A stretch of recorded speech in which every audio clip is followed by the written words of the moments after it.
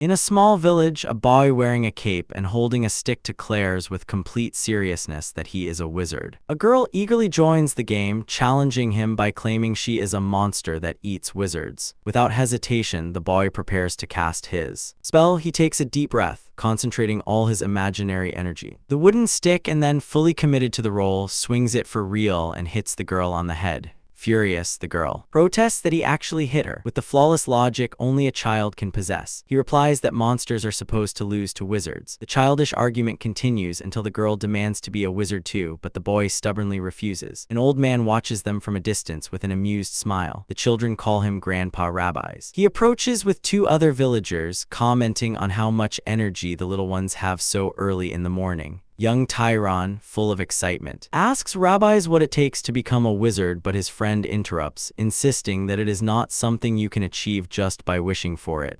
Rabbis explains that wizards are the pinnacle of humanity, nobles and knights who rule over others and inherit their powers from ancient ancestors. Then, with blunt finality, he tells the children that for that very reason, neither of them will ever become wizards. One of the villagers scolds him for being so harsh. Rabbis' expression grows serious as he confirms a troubling rumor. A monster has appeared. The atmosphere tightens instantly. In a grave tone, he explains that a man named Rob encountered at the night before a dark beast the size of a house, shaped like a leopard and wrapped in shadows. A woman quickly tries to calm the frightened girl, assuring her there is nothing to fear because the village sheath has gone to the city to request a wizard. She trusts that a wizard will come and defeat the monster, and that seems to ease some of the tension. The mother firmly warns her daughter to stay away from the forest for the time being. Rabbis leans on his staff and reminds everyone to be cautious. Without a wizard, killing a monster is practically impossible. When asked whether everyone in the village knows, he confirms that they do. Then someone asked about him. The shepherd who lives on Israel Hill, visible in the distance beyond the village. The scene shifts to the hill where sheep graze peacefully in the green fields. In the middle of it all, a young man lies on the grass taking a nap among his flock. It is Taron, now grown. He slowly opens his eyes, a blade of grass hanging from his mouth, his expression one of complete indifference, stretching lazily surrounded by the gentle bleating of sheep. He complains aloud about his boredom. To Taron, life is an endless routine, the same landscape, the same sheep grazing without a care.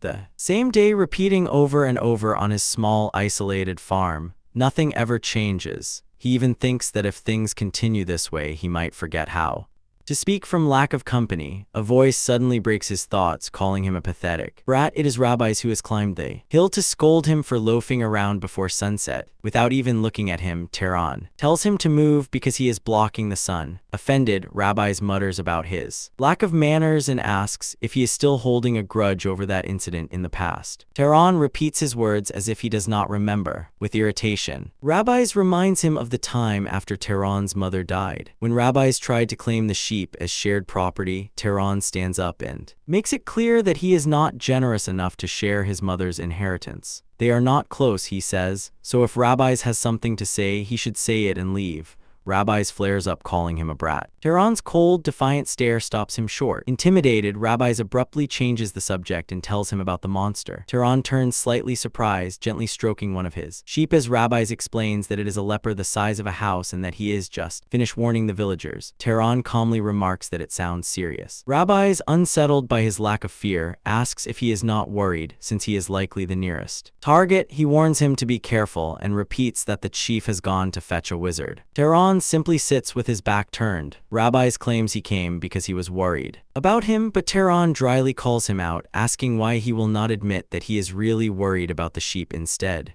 Rabbis falls silent with a mocking smile. Taron tells the old man to leave if he has finished talking and adds one last insult that his breath smells bad enough to rot his nose. Curious, Rabbi storms off, muttering curses, while Taron watches with a satisfied grin before returning to his flock, yet the word monster lingers in his mind. Beast with mysterious powers and magic, just as humans of wizards, beasts have monsters. One sheep nudges him curiously. The idea that a wizard would visit such a remote village for a single monster feels strange. Still, it means he might finally see one in person. As he walks with his flock, he doubts that any wizard sent to a tiny village like this would be particularly impressive. Even so, The thought sparks his curiosity. With the faint smile, he wonders how strong they truly are. Then, suddenly, his sharp sense of smell catches something. His expression changes instantly. A metallic, familiar scent drifts through the air. There is no mistake. It is blood, and it is coming from the nearby forest. The sun begins to set, staining the trees in an ominous orange glow. Determined to investigate, Taran steps into the woods. Following the scent as it grows stronger with each step, he stops abruptly. He has found the source. His gaze settles on the scene before him, his face unreadable despite the horror. On the ground lies Rabbi's mutilated body surrounded by a pool of blood. With chilling calm, Taran murmurs that despite warning him to be careful, the old man was the first to fall. The smell had come from him. Kneeling down, he examines the wounds. No ordinary wild animal could have done this. The sheer brutality leaves only one conclusion: it was the monster. Sudden noise behind him snaps him to attention. A massive claw slams into the ground with tremendous force, an orb glowing at its center. From the shadows emerges a towering creature made of rock and dark energy. Growling menacingly, Taran slowly turns to face it, not a trace of fear on his face. Standing before the overwhelming beast, he remains completely still, studying it with unsettling calm. A memory surfaces. A young Taran once asked how strong monsters really were and whether adults could defeat them. His father had answered that they were incredibly strong. If an ordinary adult like him faced one, he would not even be able to gather his own bones afterward. The boy had realized with growing fear that not even his father could win. Worried, he had asked what would happen to their village. His father, serving him breakfast, had reassured him that the chief would bring a wizard, and the wizard would subdue the monster. Lose shiny eyes. The boy had asked if the wizard would not lose, if he would truly punish the monster. His father had smiled confidently and set off. Course wizards are magnificent. Beings born with magic, they can kill a monster. With a single word, the memory fades and the present returns with a monster roaring before him. Taran recalls his father's words about the power of wizards. A faint smile forms on his lips. It seems he is about to test that theory. With icy authority, he speaks a single word: die. The monster freezes for a moment, confused, but nothing happens. The command has no effect. The creature remains intact, its growl deepening as its aura intensifies, filling the air with crushing pressure. Taran's order of death has failed, he sighs, suggesting his claws as if he were not standing before a lethal beast. It doesn't work. His calm is deeply unsettling. Enraged, the monster lunges at him, ready to tear him apart, yet with the same composure. Taran utters another word: stop. The creature continues its charge, utterly ignoring the command. A faint smile forms on Taran's face. He already knew that simply commanding it to die would not work, but not even stopping it. It seems he is calmly testing the limits of his power. The monster raises its massive claws, its body glowing with destructive energy as it prepares to crush him. The beast roars, ready to deliver the final blow. The time for playing around is over. At the last second, Taran leaps backward with surprising agility, narrowly avoiding the strike. His expression turns serious as he murmurs under his breath, "In that case, it's time to change strategies." From his pocket, he pulls out something completely unexpected as simple stone. With cold determination, he declares that a shepherd must do what a shepherd does. He places the stone into a sling he retrieves from his clothing. The monster charges again without giving him even a moment to breathe. But Taran is ready. Holding the sling firmly, he speaks his first true command. Hardened, the stone lets out a sharp crack as it instantly compacts, becoming unnaturally dense. His grip tightens. The stone now hums with an eerie power. His eyes glow with golden light as he gives the second order. Accelerate, he begins to spin the sling, building incredible speed. The air around him distorts from the force. Pivoting on his foot, he channels all his energy into the throw. With a piercing gaze, he releases the stone and shouts the third command: pierce. The projectile shoots forward like a beam of light, leaving behind a trail of pure energy. It slams into the monster with devastating force, unleashing an explosion of blue energy that tears through its rocky armor. The stone passes cleanly through the creature, ripping a massive chunk from its body. Fragments of rock and dark fluid scatter through the air. The attack is a complete success. The beam continues its path, leaving a perfectly circular hole in the monster's chest before dissipating in the distance. With a small explosion, the monster stands frozen, staring at Taran with what seems like shock and pain. Taran smiles confidently. "I'm just getting started." His plan is not over. He loads another stone into his sling larger than the first.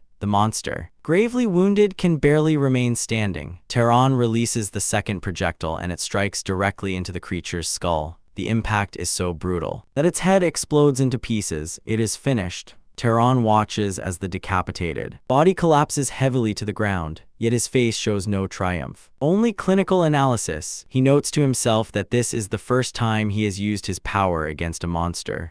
Looking at the remains, stained with blood and dark fluids, he wonders what he should do with the corpse, perhaps throw it into ravine. With an irritated sigh, he wipes the blood from his face. Instead of celebrating, he complains that the damn villagers always give him more work than he wants. Tehran, a silver-haired young man with refined features, reveals his secret. He is a mage. The scene shifts back 8 years. He remembers the exact moment he realized he was different. At just 10 years old, young Tehran was inside his home, happily making objects float around him with bluish energy. Excited, he turned to show his mother how logs were flying through the air, eager for praise, but the figure in the doorway did not share his excitement. His mother stood frozen at the sight. Oblivious to her fear, he ran toward her, proudly telling her he could also create fire and wind. Even now, Tehran remembers that moment with perfect clarity. Suddenly, his mother shouted at him to stop, panic written across her face. It was the first and last time she had ever raised her voice at him like that. Confused, the boy could only mumble as she grabbed one of the floating objects and called his name. In a calmer but serious tone, she asked him to sit down. She asked him if he wanted to live with her for a long time, and without hesitation, he nodded. Then she made him promise that from that day forward, he would never use that power again, especially never in front of other people. Her face was filled with deep anguish. Tehran, not understanding, asked why. She reminded him of an old story about a noble and a knight. He remembered it well. She explained that although everyone who uses this power is called a mage, nobles and knights are very different. She told him their origin. Nobles are descendants of divine beings who descended to save humanity, while knights are those whose divine blood mixed with that of mortals. She confirmed that he remembered correctly and continued, explaining that this is why there is a clear difference between nobles and knights, even among mages, and why he cannot freely use his power. She revealed the harsh truth. He inherited his abilities from his father, who was a knight beyond their village. She warned,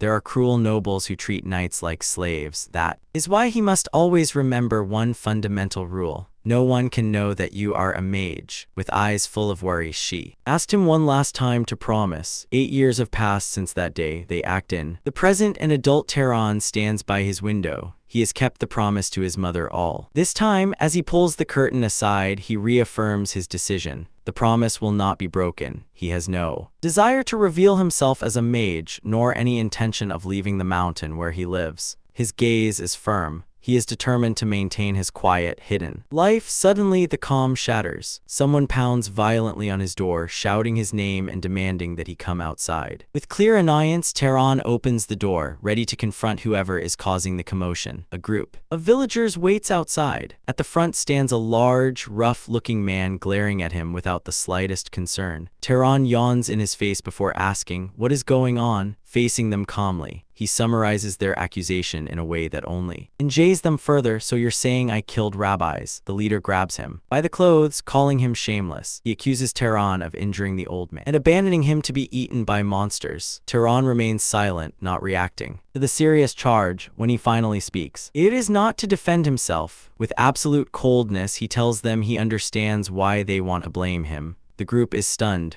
Tehran exposes their cowardice. The oldest man in the village died alone because the younger men were too afraid to fight the monster. Blaming him, he says, is their only escape. With a mocking smile, he tells them it is the easiest way to rid themselves of guilt. Enraged at being exposed, the leader shouts his name and throws a punch. Tehran effortlessly leans back, dodging it with unbelievable ease. As he moves, he reflects on his magic. It is convenient and effortless. Using the man's own momentum, he flips him over and slams him to the ground. The man lies there bleeding. Tehran knows that if he desires something strongly enough, he can make it happen in exchange for a bit of mana. As the other villagers rush to help their fallen leader, he whispers a nearly inaudible command. Fall. Instantly, one of them trips and crashes face first into the dirt. He does not need flashy displays like summoning fire. A small push of wind is enough. With subtle movements, he makes another villager lose balance. A discreet touch to a man's weapon is all it takes to hide his magic. The villager stick snaps back into his own face, leaving him dazed. Tamer calculates every move with precision. Using only the force necessary to avoid killing them one by one, he dominates them.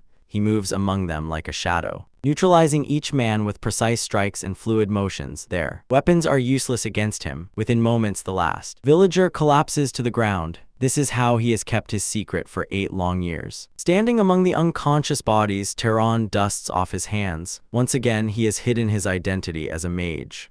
With contempt, he tells them they should have used this energy for Rabbi's funeral instead. His attention shifts to a group of women approaching cautiously. He asks if they have come to fight as well, but they nervously deny it, claiming they only came to see him. Tamer's expression shows he does not believe them. Fed up with the entire situation, he orders them to take the idiots off the ground and turns to go back inside his house.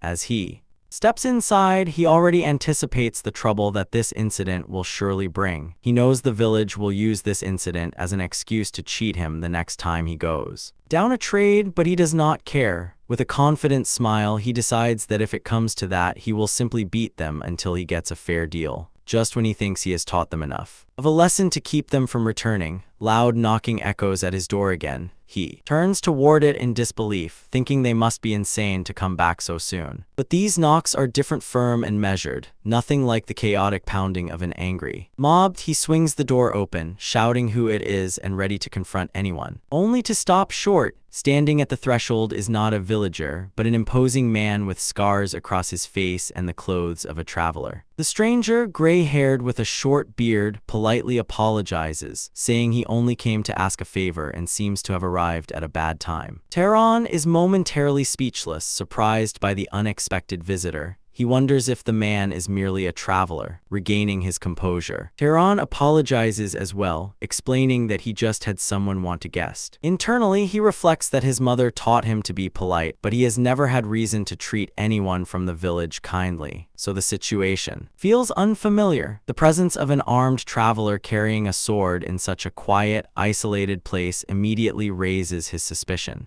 He begins to suggest that if the man is looking for an inn, he should try the village. But he stops when the traveler's stomach growls loudly with hunger. Tamer sighs in resignation. Despite his doubts, he invites him inside. Soon they are seated at a table with a simple but plentiful meal. Tamer says he does not have much to offer, yet the traveler eats eagerly, calling it a feast. The traveler remarks in surprise that Tamer seems never to have met anyone from outside the village. Tamer, serious, confirms that he was born and raised on this hill and has always lived as a shepherd. It is rare, he adds, for such a small village to receive visitors. The traveler listens carefully while drinking, his eyes sharpening as he studies every word Tamer says. Tamer drinks as well, maintaining composure despite the tension. The traveler comments that he finds him interesting, and Tamer feigns innocence, asking what he means. The man points out that for a shepherd, his manners are far too refined. He suggests that his parents must have educated him well. Tamer calmly replies that he learned from his mother, who passed away years ago from illness, with respect. The traveler says she must rest peacefully in heaven for raising such a proud son. Tamer answers simply that he lives as his mother taught him. Changing the subject, Tamer asks what brings him to such a remote place. With a smile, the traveler reveals that he was asked to handle a puma-like monster lurking in the tense endurance area, testing him. Tamer reveals a part of his own identity. I am a mage. He assumes this must be the wizard the village elder mentioned. The traveler confirms it without surprise. Now it is his turn to ask questions. With a sly grin, he asks if he may ask one, and Tamer agrees. The man states that he can sense the presence of a monster nearby, yet strangely he cannot see it. Alarm flickers in Tamer's eyes. The traveler adds that what is even stranger is that knowing about the monster, Tamer shows no intention of fleeing. He asks directly if he is not afraid, since he would be the most likely target. Smiling mockingly, he says Tamer is far too brave to be just a simple shepherd who has never left his village. The tension in the room thickens. The traveler stares at him, demanding to know his true identity. Tamer's mother's words return to him. As a child, he once asked why he could not reveal that he was a mage, she told him it was because of wicked nobles. When he asked what she meant, she explained the cruel hierarchy of the world. If nobles are like shepherds, knights are like the dogs they raise. Even if treated like family, they can be sold or sacrificed whenever necessary. With tears in her eyes, she said she did not want that life for him and asked if he wanted to continue living by her side. The young Tehran had answered with a firm yes. Then she gave him a final command. No one must ever know he is a mage, especially other mages, who would separate him from her and turn him into a guard dog ready to be discarded. Back in the present, Tehran's gaze is icy. He remembers why he chose isolation. The traveler slightly unsheaths his sword and offers a final warning to avoid being exposed as a mage. One might have to kill inside a cabin. The veteran warrior named K. Orn tells his host that sometimes, to protect such a secret, extreme measures, even murder, are necessary. Hearing this, the silver-haired youth looks aside with a dark expression, as if the idea resonates deeply. With a piercing stare, Tehran asks why he would say such a thing. K. Orn covers his face with his hand, perhaps regretting his harsh words, then suddenly laughs. He tells Tehran that with such a serious face he is ruining the joke. Tehran is completely bewildered. He cannot believe something so grave was men's humor. He apologizes, admitting he lacks a sense of humor. K. Orn apologizes in return for frightening him and tries to lighten the mood, saying it was probably his first wizard's joke.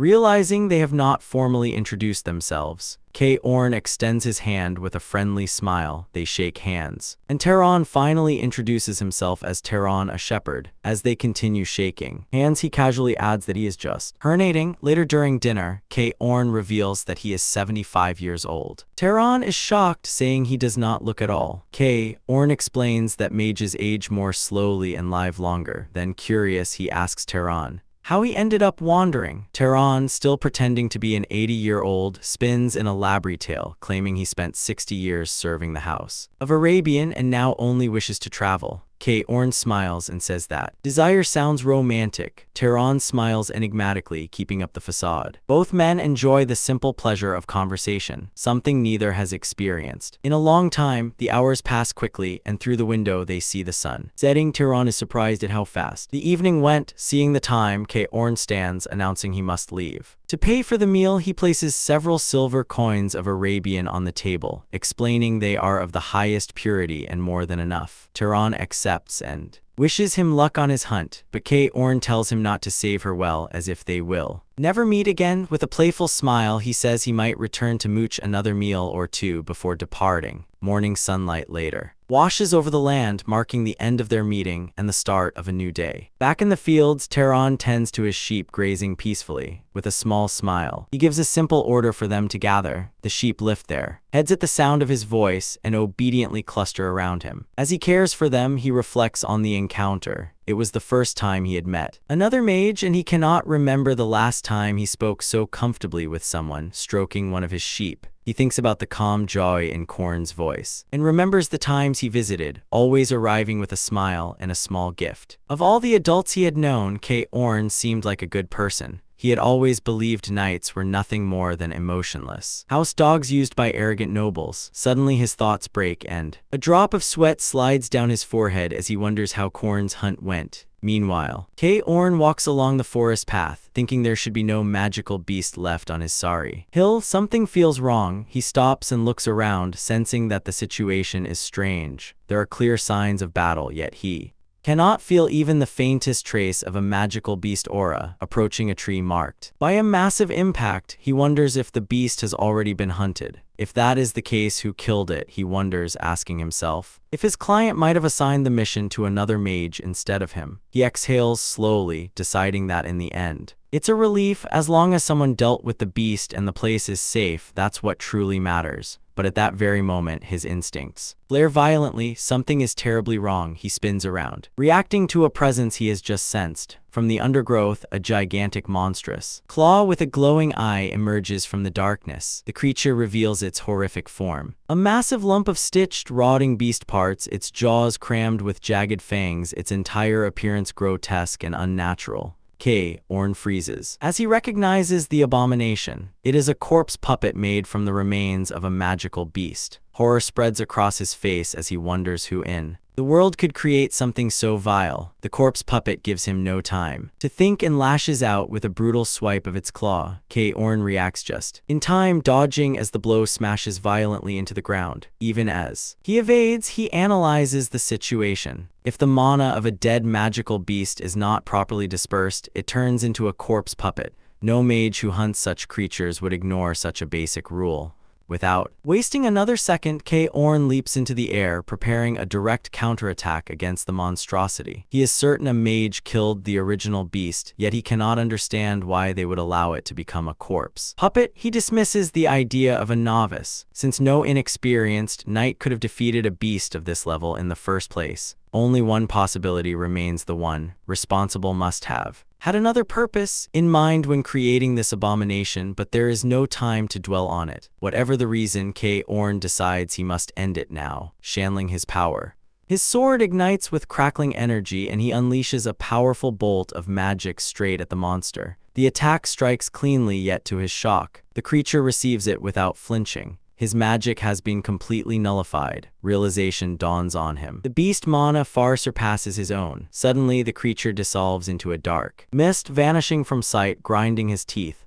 Orn understands that the beast can use magic as well. Desperate, he shouts for it to show itself. The monster materializes from a pool of shadows directly behind him and strikes with terrifying speed. The blow lands squarely, injuring him and hurling him through the air. Blood fills his mouth as he faces a harsh truth: this is not something a mere knight can handle. At minimum, it would require a lower-ranked noble to confront such a creature. He crashes violently against the ground, his body battered and bruised, forcing himself up to spite the pain. He watches as the monster regenerates before his eyes. A crushing sense of despair creeps in to encounter a monster of this level in a remote mountain. Is this how it ends? Yet his despair twists into a bitter, defiant smile. He will not surrender, clenching his jaw with resolve. He decides that if he is going to die, he will take this thing down with him. He begins gathering every last drop of mana into his hand, preparing a final suicidal strike, intending to drive it in at the exact moment the beast charges. The monster lunges, ready to deliver the finishing blow. With a cry of effort, concentrates all his remaining energy into a single blazing point, his hand burning with immense power as he braces for impact. But in that instant, a mysterious blue light appears from nowhere in the forest, just before the monster can reach him. A barrier of blue energy materializes, stopping the attack cold. Stares in utter astonishment as small fragments of rock float around him. The gigantic corpse puppet lies motionless on the forest floor, defeated, still struggling to comprehend what he has witnessed. He hears a familiar voice ask if he is all right. Taran walks past him with incredible calm, returning the joke Kaon had made earlier with a gentle smile. A shepherd's joke can be quite surprising too. Kaon, still dazed, can only manage to say his name as the young shepherd walks away. At last, the truth settles into his mind. With disbelief, he says, "So, you're a mage?" Taran confirms simply, "Yes, sir." Kaon asked why he never mentioned it before, but Taran remains silent. The veteran reformulates his question, asking why he helped him instead of simply leaving. With a tranquil gaze, Taran begins to explain, and the scene shifts to a memory of their conversation. The cabin. In the flashback, Kaon had asked why Taran worked so hard for the villagers. Taran, not understanding the question, had asked him to clarify. Kaon argued that with his abilities, Taran could earn far more money in easier ways. Taran's answer was simple: they are pitiful people. Confused, Kaon asked what was so pitiful about them. Taran replied, "What else can they do?" He explained that they live on the fringes of society, trembling in fear without even the most basic protection. Then he looked at Kaon and told him it was not their fault. Those who become mages inherit the power of the gods. Moved by his words, Kaon smiled and agreed. If that is so, then they should feel proud to protect helpless commoners, though he admitted not all mages think that way. Back in the present, a faint smile forms on Taran's face. Genuinely, he tells Kaon that every person in the world has their own way of thinking and living. That is his answer. A brief memory flashes of the devastating power of the monster Taran defeated effortlessly. Kaon, still unable to grasp the extent of Taran's strength, insists that creature was beyond him. At least a noble would be needed to fight such a beast.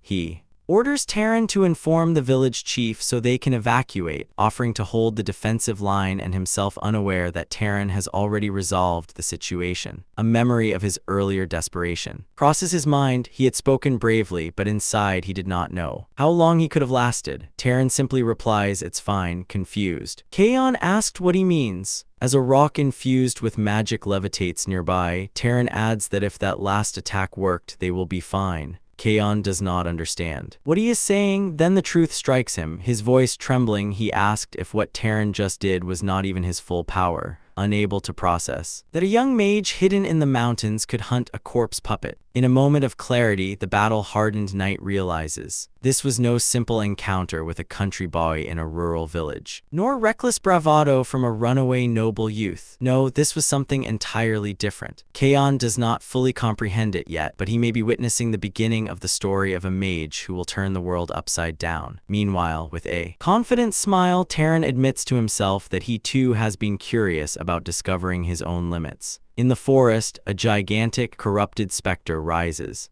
Before him, the young shepherd is thrown back by the sheer pressure of its power, yet, instead of fear, he smiles calmly to him. This is the perfect opportunity to find out where his true limits lie. From a distance, Kaon the Knight shouts at him not to do it. Despite Taran's immense talent, he warns that the monster is far too dangerous to face alone and insists they join forces. But just as he prepares to help, the specter launches a sudden attack directly at him. Before it can land, Taran moves with incredible speed and releases a powerful burst of energy. Intercepting the strike, the impact echoes through the forest, yet Taran realizes his attack had no effect. Kaon shouts the harsh truth: you cannot kill a specter with physical attacks. The monster advances relentlessly. Seeing himself outmatched, Taran calmly asks how he is supposed to kill it. Kaon extends his hand and reveals the specter's weakness. The answer is simple: fire, or alternatively, an equally elemental and destructive force, lightning. To demonstrate, Kaon casts a fireball that strikes the monster's shoulder directly. Taran, unfazed, remarks that his attack did not work either. Frustrated, Kaon shouts that is not the point. He begins explaining a fundamental principle of magic to affect a living being. A mage must establish causality, and Kaon can hardly believe that Taran does not even know that, not even know something so fundamental. Suddenly, a terrible thought crosses Kaon's mind. He begins to sweat as he realizes something impossible. If Taran does not know the basic principles, then he must have been the one who killed the original monster and allowed it to turn into a, and if that is true, it means Taran has never absorbed mana in his life. Kaon gives him a precise instruction: don't just ignite fire, you must create it yourself and then launch it. He is astonished. How can someone be this strong without any training? Hearing the advice, Taran prepares to try again, this time carefully following the veteran knight's guidance. He concentrates, and in the palm of his hand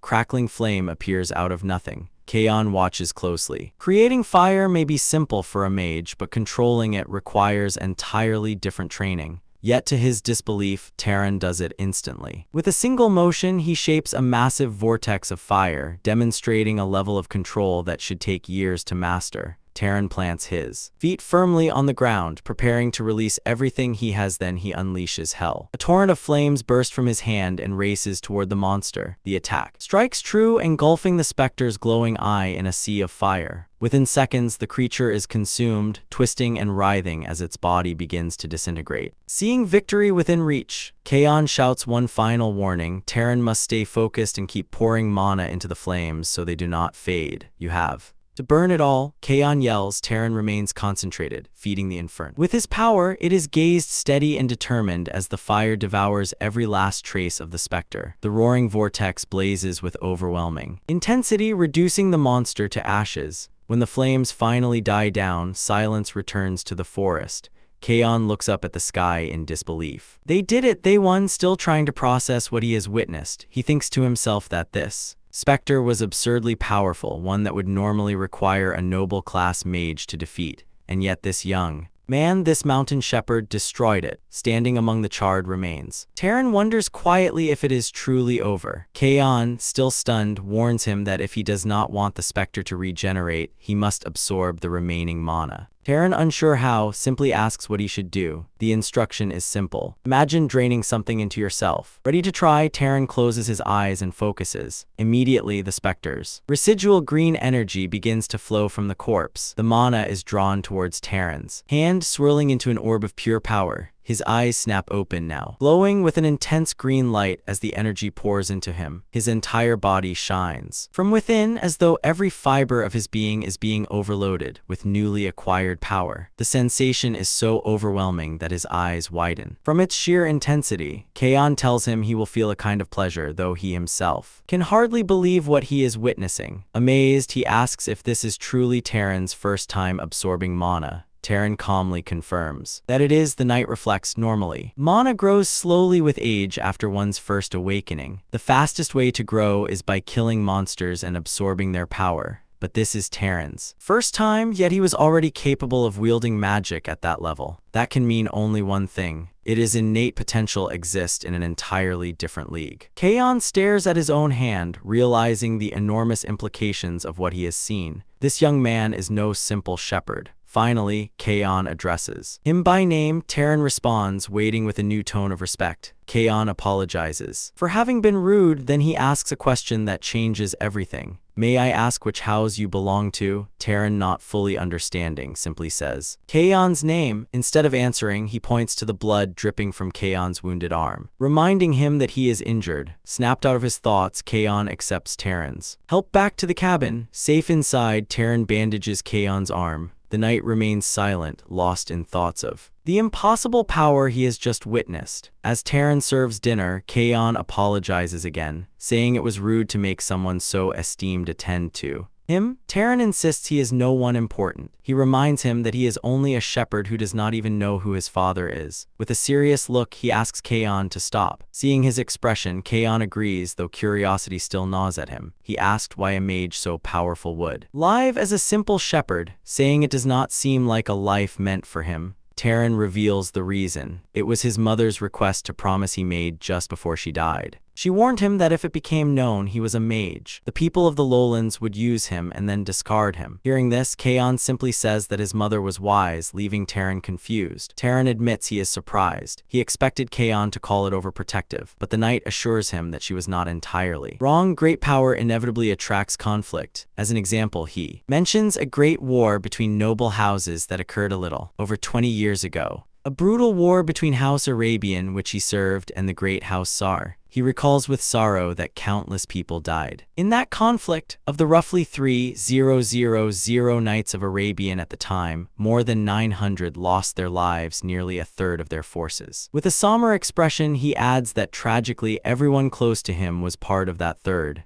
The revelation leaves Taran speechless. Kaon remembers his friend Dror, who dreamed of opening a laundry after the war. It is Menor Harmon who always scolded him for still having much to learn. And most painfully of all, his beloved wife and son. All of them were massacred by House Sar. He alone survived. That is why he tells Taran his mother was right, but life of a knight can vanish more easily and more meaninglessly than that of a commoner. However, he adds that there was one thing she was wrong about: her son's aptitude. Taran looks at him, confused. Kaon admits that although he feels ashamed to say it in his current state, he is a knight of considerable skill, and yet Taran easily destroyed the specter he could not defeat. His potential is not merely that of a knight. At the very least, Taran stands at the level of a noble, and among nobles, his aptitude would be first-rate. Taran, puzzled, asks whether his mother lied when she said his father was a knight. Kaon explains that on rare occasions, a child of lesser potential can be born to nobles, and likewise, a noble class child can be born to knights. For all these reasons, Kaon rises and suggests it would be better for Taran to leave the hill and step into the wider world. Naturally, Taran asks why. The reason is simple: humanity needs more nobles and knights. Humans are not yet the undisputed masters of the world. Long ago, other races were expelled by the gods, but they still lurk in the shadows, waiting for a chance to return, and amid that constant threat, the nobles waste their strength fighting among themselves. This here desperately needs strong and kind nobles like Taran. But more than that, Kaon goes straight to the heart of it. He asks if Taran is truly satisfied living as a simple shepherd. Taran falls into thoughtful silence. The question echoes within him. What could he gain by descending from the mountain? Kaon replies that it depends on what he wants: wealth, fame, authority. Family, friendship, any of those things are difficult to obtain while living in isolation on a hill. As he walks toward the door, he urges Taran to imagine the possibilities. He could wander as he does, destroying monsters, become an explorer venturing into the unknown, or even be adopted into a noble house and walk the path of power. At last, Taran steps outside the cabin. Kaon admits that hearing himself say it, he believes he is right. Any of those choices would be far more interesting than merely herding sheep. And for the first time, Taran confesses that he feels a genuine curiosity about the outside world. Kaon smiles, satisfied, though he worries about raising false expectations. He promises to support whatever path Taran chooses. Then abruptly, he changes the subject and asks him what his bloodline ability is. Taran, of course, has no idea what he means. Kaon apologizes, once again remembering that Taran knows very little about magic. He explains that a bloodline ability is a trait inherited from one's ancestors. In fact, possessing such an ability is what separates nobles from ordinary knights. He asks if there is any spell that comes unusually easily to him, or any remarkable skill he possesses that does not require magic. Taran hesitates, wondering if his strength counts. But Kaon explains that simply having mana naturally strengthens any image's body. After thinking for a moment, Taran finally answers. He says he has a keen sense of smell and is quite good at throwing stones. Kaon nods thoughtfully. An exceptional sense of smell could indeed be considered a bloodline ability. And as for skill with stones, proficiency with thrown weapons is one of the traits of House Arabian, though it is a rather common one. Intrigued, Kaon asks him to elaborate. Taran, confused by his sudden interest, simply complies. As he listens, Kaon's expression slowly changes. Taran, noticing, asks what is wrong. The knight clenches his fist as a dreadful suspicion begins forming in his mind. Taran asks why he is acting so strangely. Kaon looks at him steadily and says he believes he knows which house Taran's abilities resemble most. With his heart tightening, Taran asks which house that is. Kaon's face grows grave in a solemn voice. He says it is a great house, one known for its hunters and trackers. Images of the massacre flash through Kaon's mind as he prepares to deliver the terrible truth. The name he finally speaks is House Sar, the very house that once waged war against House Arabian. The name hangs heavy in the air, thick with history and blood. Taran freezes, eyes wide. The final piece of the puzzle falls into place and everything takes on a dreadful clarity. The revelation that he belongs to the great House Sar, the enemy clan of the man who saved him, leaves him speechless. He looks at Kaon, struggling to process the terrible truth. Discovering that he shares the same blood as the old man's enemies fills him with unexpected guilt. He does not know what to say. Should he apologize for the actions of relatives he has never known, who are nothing but strangers to him? Kaon calls his name. Pulling him from his thoughts, Taran can only respond by addressing him as Elder. The old knight places a hand on his shoulder and tells him not to make such a troubled face. His tone is calm without a trace of resentment, yet Taran cannot help feeling responsible. He insists he had nothing to do with that war. The injustice of being judged for his blood torments him. Kaon smiles with quiet wisdom and explains that these are matters of adults. Trying to wash blood with more blood only creates an endless cycle of conflict. Moved by his maturity, Taran asks him directly if he regrets nothing. Confused, Kaon asked what he means. The young man reminds him of the advice he gave earlier to descend from the hill and explore the world. Kaon explains that if Taran pursues power with his extraordinary abilities, he will inevitably end up joining House Sour. Even so, the old knight assures him that he fully trusts his character. Leaving Taran surprised by such faith, he reminds him that Taran saved his life, even though doing so meant revealing an identity he had hidden his entire life. Kaon believes that if someone like Taran were to rise to a high position within House Sour, perhaps he could prevent another terrible war from ever happening again. Taran listens in silence, feeling the weight of that possibility. Kaon tries to lighten the mood, telling him not to think too much about it since he has not yet decided anything. But Taran interrupts, saying his thoughts are now clear. Kaon looks at him, curious about his sudden resolve. With newfound confidence in his eyes, Taran declares that he has made his decision. He wants to try going down the mountain. Kaon smiles in satisfaction. He approves but tells him not to rush. This is not the right time yet. Taran with kindness that deeply moves. The old knight says he will descend once Kaon's wound is healed, despite Kaon insisting it is only a scratch. The old man's voice softens, recognizing Taran's goodness. The scene shifts back inside the cabin where a lesson is about to begin. Kaon starts explaining the fundamentals of magic. The indispensable requirement is mana, commonly called the key to omnipotence. Taran repeats the concept as he listens. Kaon clarifies that it is not absolute power. To use magic, one must possess mana that is compatible with it. Sitting at the table, Taran asks what determines that compatibility. Kaon raises 3 fingers and explains that the difficulty of magic is largely determined by 3 factors: bloodline, affinity, and causality. He begins with bloodline. It is inherited power, determined by the blood one is born with, common among most nobles who are not knights. To put it simply, Kaon asks if Taran could heal his wounds with magic. Taran admits that it would be very difficult precisely because of his bloodline. To illustrate, Kaon mentions the rubbish to lineage of the south. For them, certain forms of magic are so natural they can use them without training, a power that flows directly from their heritage. Taran, absorbing the lesson, asks about the second factor, affinity. Kaon explains it as familiarity.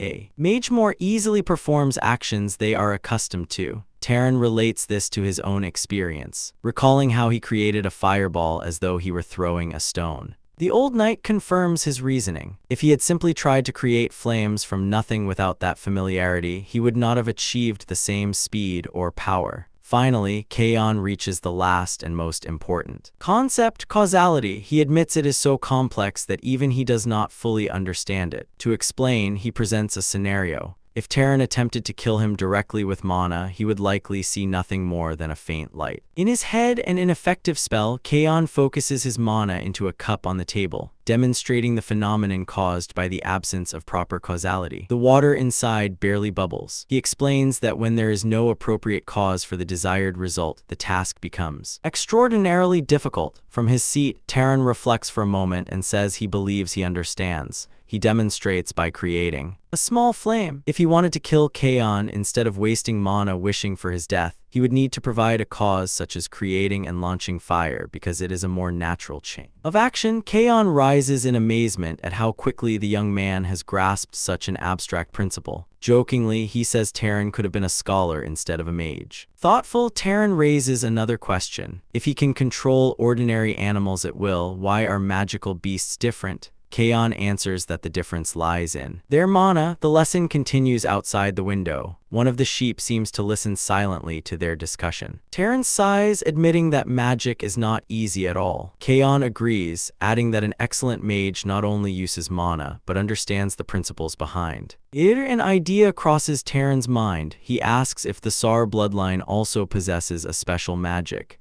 Kaon confirms that they are experts in stealth and tracking. He encouraged Taran to try. Taran stands from his chair and accepts the challenge. Closing his eyes, he focuses. His desire is simple. He does not wish to be seen, but he goes further, wishing that neither his scent nor his sound can be detected. For an instant, light envelops him as his mana responds to his will, activating the power of his bloodline. He turns expectantly, wondering whether the young man has succeeded on his first attempt. Then he sees, or rather does not see, Taran has vanished completely, leaving only a faint trace of light on the floor where he stood. The veteran knight cannot hide his astonishment. A bead of cold sweat forms on his brow as he admits aloud that Taran has succeeded. He cannot see him at all. A muscle in his face twitches. Despite all his experience in battle, the ability is so flawless that it unsettles him. The room once occupied by 2 people now feels utterly empty. Taran's stealth is absolute. Suddenly, the air distorts and Taran reappears as silently as he disappeared. He clenches his fist, feeling the latent power in his blood. He himself admits it is a terrifying ability and recalls that it was precisely this power the Knights of Arabian feared most during the war. Kaon agrees that it is unfairly powerful, but warns him it is not invincible. There are ways to counter it. With the demonstration complete, Kaon offers to teach him several methods of magical training. Taran, still aware of his lineage, asks quietly whether he is not teaching too much to a mage from that family. Enemy.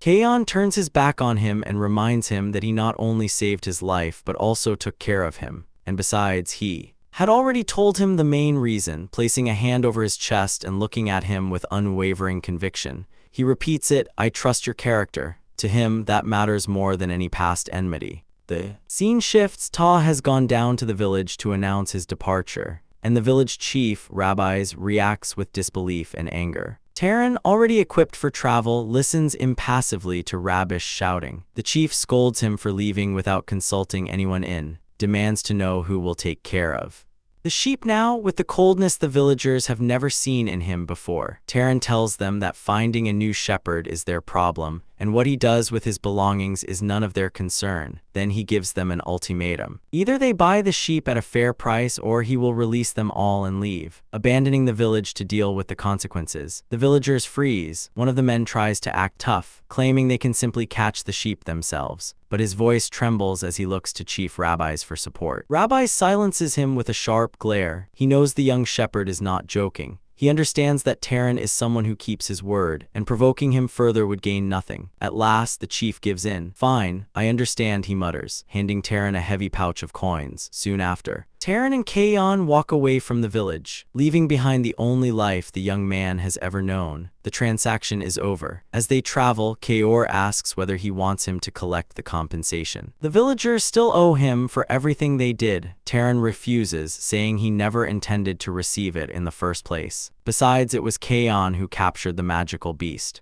Noel. Kaon accepts his decision. With a faint smile, Taran announces that it is time for them to part ways. They arrive at a fork in the road. Kaon stops and confirms that their paths separate here. With a half smile, he apologizes for declining Taran's offer to travel together, explaining that he simply feels more comfortable on his own. Taran is not offended in the slightest. He assures him it is no problem and sincerely thanks him for everything he has done. With a paternal smile, Kaon bids him farewell and tells him to take care on his journey. Taran smiles back, saying he hopes the next time they meet, it will be under happier circumstances. He stands there for a long time, watching as Kaon's figure grows smaller and eventually disappears into the forest. Only much later does Taran understand why he had insisted on not treating it old night with formality. A memory from his childhood surfaces, though he never lacked his mother's affection. Deep down, he had always longed for a father figure, someone to look up to, someone who could guide him toward the kind of man he should become. Without even realizing it, Kaon had filled the empty space in his life with that farewell. Taran's past was left behind like footprints erased by desert wind. His true journey had just begun.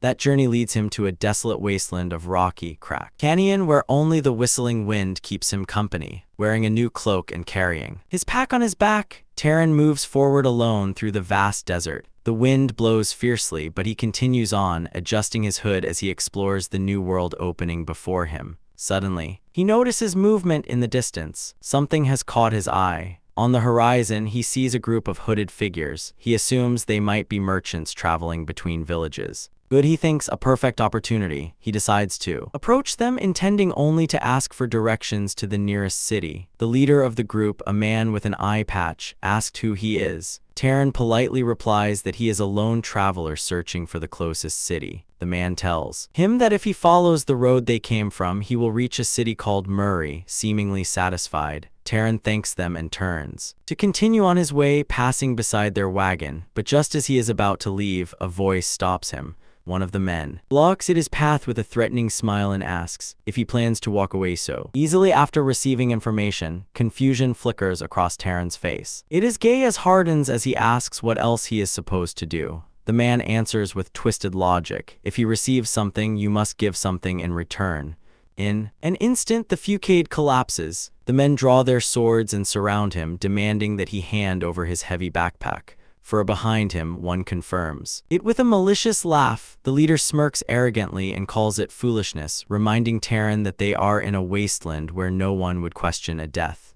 A cold blade presses against his throat. They advise him to remove his bag and cloak to spare them the trouble of killing him. Taran looks at them steadily. Now he sees it clearly. These are not mere thieves, they are bandits who would not hesitate to kill. A fleeting memory of his lesson with Kaon crosses his mind. The calm of the cabin, they are debated about the principles of magic, the demonstration, the moment he understood causality and how to create power from logical foundations. The memory reminds him of the power he now holds, a power he has yet to test in real combat. Back in the present, his expression changes. Completely, a chilling, confident smile spreads across his face. He looks at the bandits and says calmly, "I suppose I'll have to use you for practice." The bandits mock him, but he does not react. He calmly processes the situation. One of the men scoffs, telling the leader that Taran must be delirious, talking as if he were some kind of mage. Without another word, Taran begins channeling his mana, a green energy. Swirls around his hand with a simple gesture. He unleashes a powerful gust of wine that lifts the sand and throws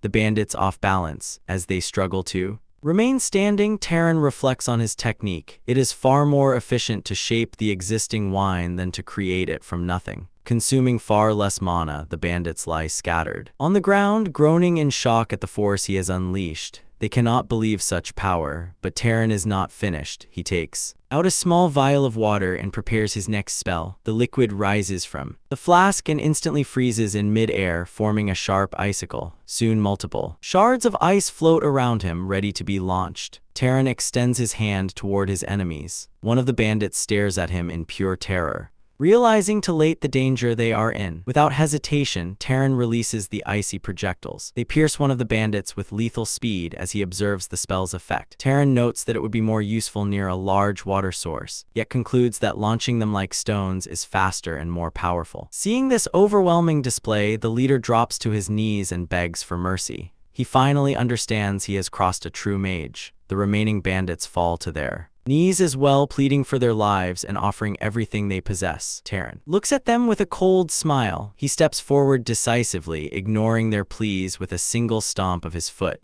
Enormous pillars of rock burst from the ground, impaling the bandits who attempt to attack him from behind. The leader, now the only one left standing, stares at the scene in horror, unable to believe what has just happened. Taran stands amid the chaos, bodies skewered around him, as the leader asks in disbelief if they are all dead. Calmly, Taran approaches the last survivor and says he wants to ask him a question. Trembling, the man agrees to answer anything. Taran asks why they attacked without a proper plan. Knowing a lone traveler might be a powerful mage, the leader's answer leaves him momentarily stunned. It was because he bowed his head, since Taran had greeted them politely with a respectful nod despite their rudeness. They assumed he was ordinary and weak, easy prey. Taran processes this with a serious expression. He thanks the man, admitting he has just learned something valuable. Filled with false hope, the bandit asks if that means he will be allowed to live. Taran's response comes without words. The man looks up in terror as a single drop of water materializes above his head, silent omen of his inevitable end. Amid the massacre, Taran recalls the words of his master, Kaoran, who had warned him that he would meet many kinds of people and that there was something important he must remember. The memory continues. Kaoran had firmly advised him never to show mercy to scum like bandits, people who would never hesitate to stay there. Hands with innocent blood hesitate to harm others for their own benefit. Standing beside the body of the last bandit, Taran finally understands the reason behind that harsh warning. He realizes that sparing one life out of misplaced compassion could one day cost the lives of 10 innocent people. With that thought, he justifies what he has done. Having absorbed the lesson, Taran decides he has wasted enough time. It is time to move forward. He begins following the wagon tracks the bandits left behind in the sand as he walks alone through the desert, tracing their path.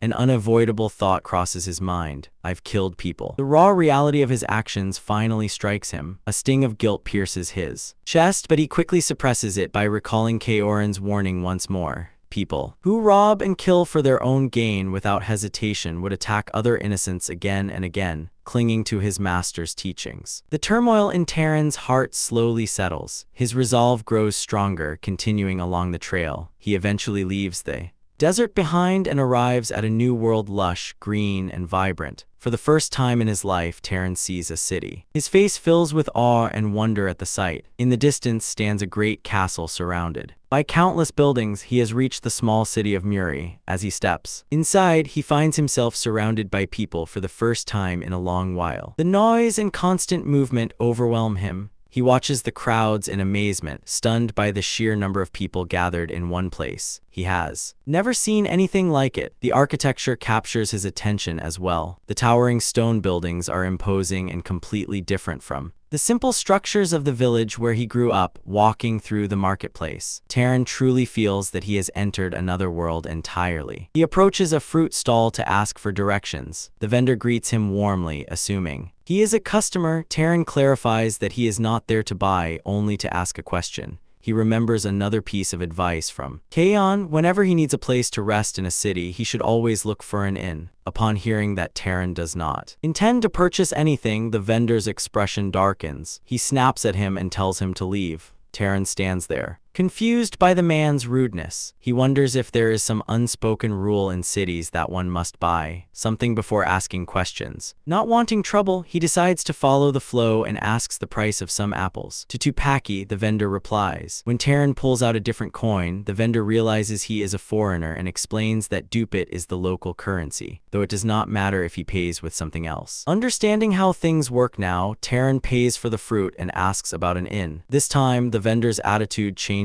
completely and he kindly gives him directions. Following the instructions, Taran arrives at an establishment called P-Ban, which the vendor claimed was the largest inn in the city. Upon entering, he is greeted by a smiling blonde employee named Lena, who offers him a warm welcome. She compliments him, calling him a distinguished guest. Unmoved, Taran immediately asks the price for one night. 16 tupit, she replies. He accepts without hesitation. After paying, he tells her he has another question. Lena is surprised when he asks whether there is any monster with a bounty near the city. Taran needs to hunt monsters to absorb their mana and earn money at the same time, just as K-Orn suggested. Lena falls silent, glancing at his pouch of coins with a sly smile. Taran grows impatient, wondering why she is not answering. She reminds him that in this world, nothing is free, then leads him toward a section of the inn where several notice boards are posted. As she explains how bounties work, she mentions the town hall, a term Taran has never heard before. Seated at a table, Taran asked what a town hall is, openly revealing his ignorance of the outside world. Lena laughs, teasing him for being so obviously from the countryside. Still, she explains that town halls are places where public matters are handled and where the city lord's officials work. She tells him it is probably closed at this hour and that if he wants information about monster bounties, he will have to go tomorrow. Curious, Lena asks if he is also a monster hunter. Confused, Taran replies, "What's that?" She explains the common belief. It is said that if an ordinary person hunts monsters, they can become a mage. She assumes that must be Taran's goal as well, just as she is about to mock anyone who believes such a superstition. Taran asked what she means by superstition. At that moment, a large blonde man joins their conversation. He introduces himself as Medin, a monster hunter, and boldly claims it is a fact that one can become a mage by killing monsters because he has seen it himself. Lena stares at him in shock. "Medin, you're alive." He replies arrogantly that he will not die until he becomes a mage. With a casual, over-familiar attitude, Medin pats Taran on the head as if he were a child. Taran is intrigued by what he said and asks him to explain more about becoming a mage. Through hunting monsters, Lena steps in to clarify the logic behind the belief. If mages grow stronger by hunting monsters, then an ordinary person should be able to become a mage by doing the same. Medin confirms that he and his group are hunting monsters for precisely that reason, hoping to awaken magic within themselves. His companions cheer in agreement. Taran asks if any of them have succeeded yet. Medin laughs and admits no. In the entire city, they are only for mages, the city lord, and 3 people under his service. Medin looks skeptical as he examines Taran's simple gear. He tells him his equipment. It is to pour for a monster hunter and asks whether he even has a weapon. Taran calmly replies that he does and shows him his sling. Medin recognizes it immediately. Noticing how worn it is, he deduces that Taran has used it often. Taran explains that it is good for launching excise projectiles quickly. Impressed, Medin remarks that with that skill, he could easily hunt small monsters. Seeing an opportunity, Medin reveals they were just looking for another ranged attacker and offers Taran a place in their group. Taran smiles politely but declines. Later, alone in his room, he reflects that he has no reason to join them. His goal is different. Lying on the bed, he thinks about the chaotic day he has had. The change has been too sudden. He looks at his backpack, still unable to fully believe that he has truly left his village and everything familiar behind. He wonders what will happen next as mana visibly flows around his hand, constant reminder of his power and his destiny. Suddenly, he hears soft knocks at the door. He sits up, immediately alert. Who is it? There is no answer. At that moment, he recalls another crucial lesson from Kaon, who warned him never to lower his guard even in an inn. Being in a city does not guarantee safety.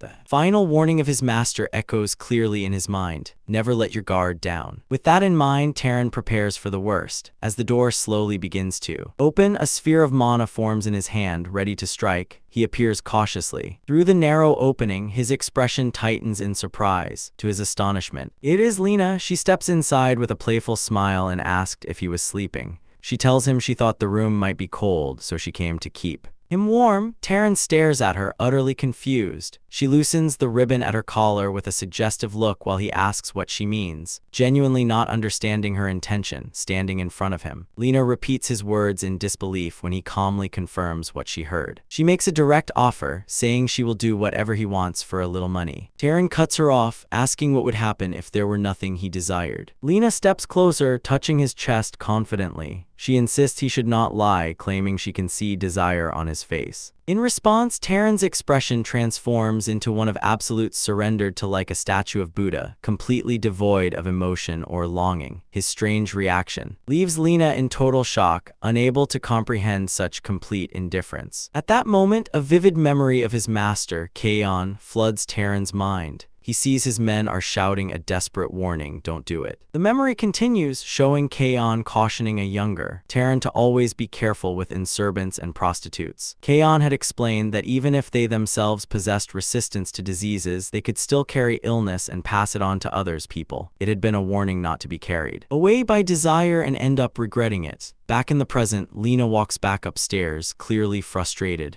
Taran lies on his bed and reflects on how difficult life in the city truly is. After a long moment, he reaches a somber conclusion. Cities are cold, soulless places where everything, even a simple conversation, has a price. Meanwhile, elsewhere in the inn, one of the hunters turns to his leader with a question. He asks Medin why he tried to recruit Taran, admitting that the boy did not seem particularly useful. Medin answers harshly at first, saying Taran's arrogant attitude would have made him perfect bait for monsters. But then his gaze softens as he reveals the real reason. The boy reminded him of himself when he was young, and he worried about him hunting alone with such a crude weapon. With a faint smile, Medin confesses that he thought Taran would have a better chance of surviving if he stayed close to him. His subordinate can only sigh and tell his leader that he is too kind for his own good. From his room, Taran overhears the entire conversation, and a slight smile appears on his face. Learning Medin's true intentions changes his perspective. Perhaps the city is not as cold as he first believed. The next day, Taran heads toward a large building in the center of the city, likely the hunter's office or guild. Inside, a mustached clerk reads informally and asks how he can help.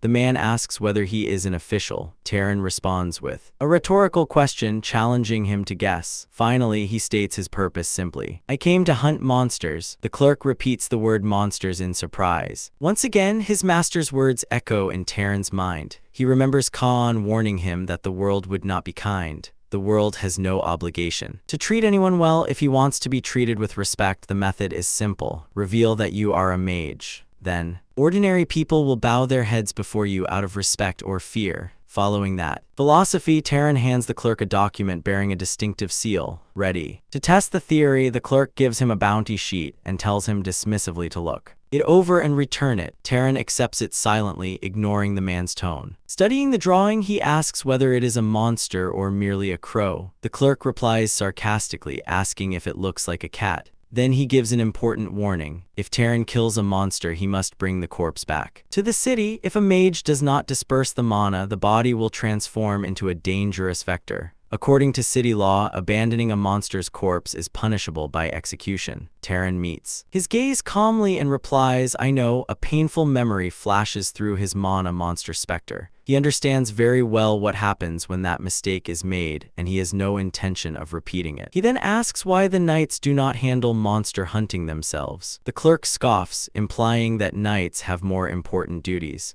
Their job is to maintain order within the city, not to hunt creatures outside its walls. As Taran turns to leave, the clerk finishes with disdain, saying that kind of work is for thugs like him. Watching him go, the man sighs, convinced Taran is just another hunter destined to die, whose body will be piled alongside the others outside the city. The scene shifts to the forest. A glowing eye of a monstrous crow watches from the darkness, but in an instant, the hunt ends. The creature collapses lifeless, a massive bloody hole torn through its chest. They act At the bounty office, the clerk and his assistant stare down in disbelief. Taran has returned far sooner than anyone expected. Before them lies the corpse of the monster crow. The head clerk, still stunned, asks if he killed it alone. Taran confirms with a single calm word, yes. Without making a big deal of it, he asks how he may receive the reward. The clerk, now nervous and stammering, assures him that of course he will be paid. His attitude has completely changed. He hurriedly hands Taran a pouch of coins and suggests he must have worked hard and should rest. Taran accepts it with a simple thank you. As he walks away, the employees whisper among themselves in amazement. The crow's razor-sharp wings are still intact, valuable materials. They wonder if it is even possible to bring one back in such perfect condition.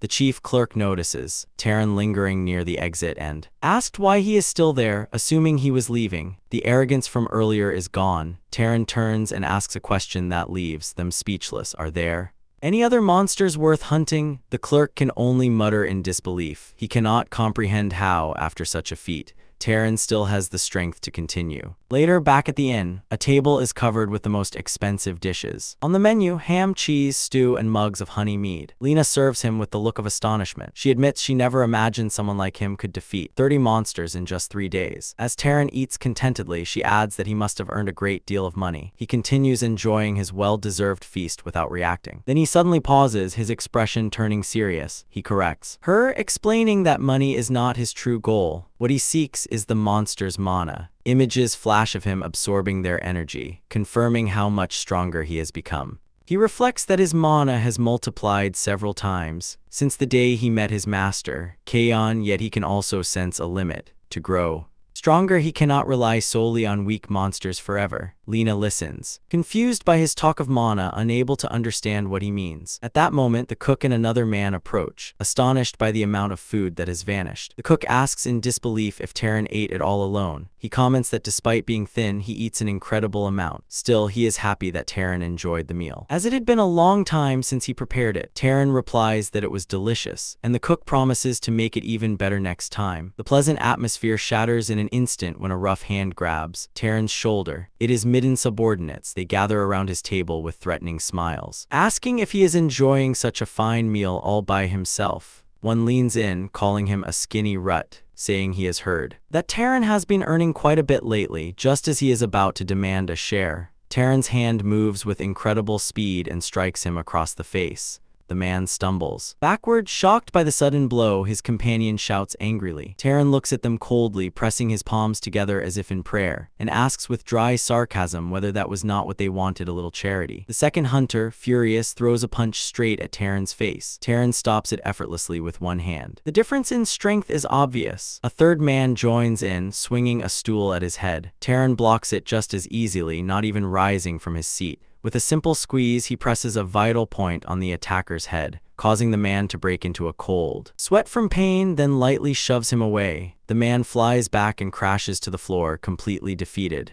Lena, who has been watching with a nervous smile, finally explodes and shouts for them to stop fighting. Inside her, at that exact moment, Medden enters with the rest of his group. Without hesitation, he bows deeply and sincerely apologizes for his men's behavior. Later, in Taran's room, Medden appears again to apologize. Once more, he assures him that he has already scolded his men and that nothing like this will happen again. Medden explains that they have been short on money lately and assumes his men grew jealous seeing Taran's success. He then orders the 2 bruised and embarrassed hunters to apologize. They can barely manage a week. Sorry, Taran asks if their financial situation is truly that dire. Medden shakes his head, saying it is not exactly dire, just limited. Clenching his fist, he admits that in about 3 days they probably will not be able to pay their room fee, but insists that it is their own problem. To his surprise, Taran takes out a pouch of coins and holds it out to him. Take it, he says simply.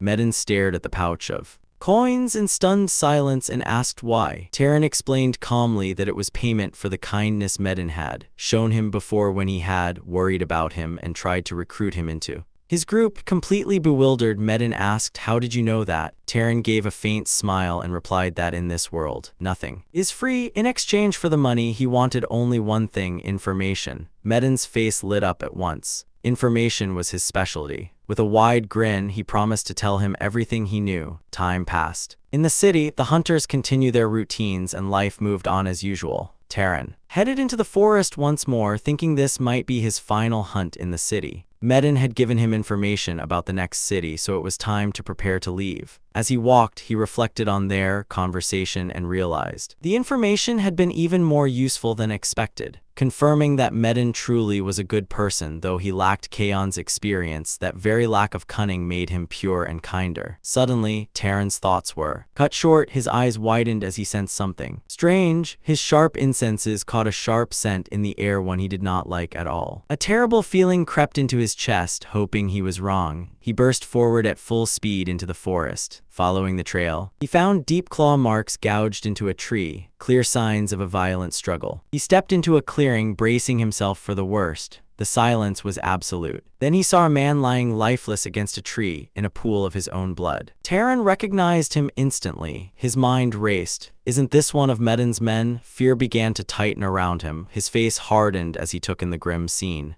There were no signs of survivors. Another corpse with a vacant stare confirmed the massacre. The forest, once familiar hunting grounds, had become a graveyard. Scattered among the bodies were a few silver coins stained with blood, likely at the very money Taran had given Medin. Finally, he found Medin himself, seeing the lifeless body of the man who had shown him kindness. Taran could only drop to his knees, disbelief and rising fury burning inside him as he wondered what could have possibly happened. Nearby, he found a severely wounded man, slumped against a tree. With his last strength, the man tried to warn him about a nearby danger, repeating the same broken syllable over and over. Kneeling beside him, Taran listened closely. The injured man lifted his blood-covered face and with immense effort managed to finish the word. Rabbit. Taran frowned, confused. A rabbit. Suddenly a wet, sickening sound drew his attention. It was the rabbit chewing something with a blood-soaked mouth. The wounded man's warning was true. It was a monster. The scene widened to reveal the full horror. Bod is torn apart across the clearing.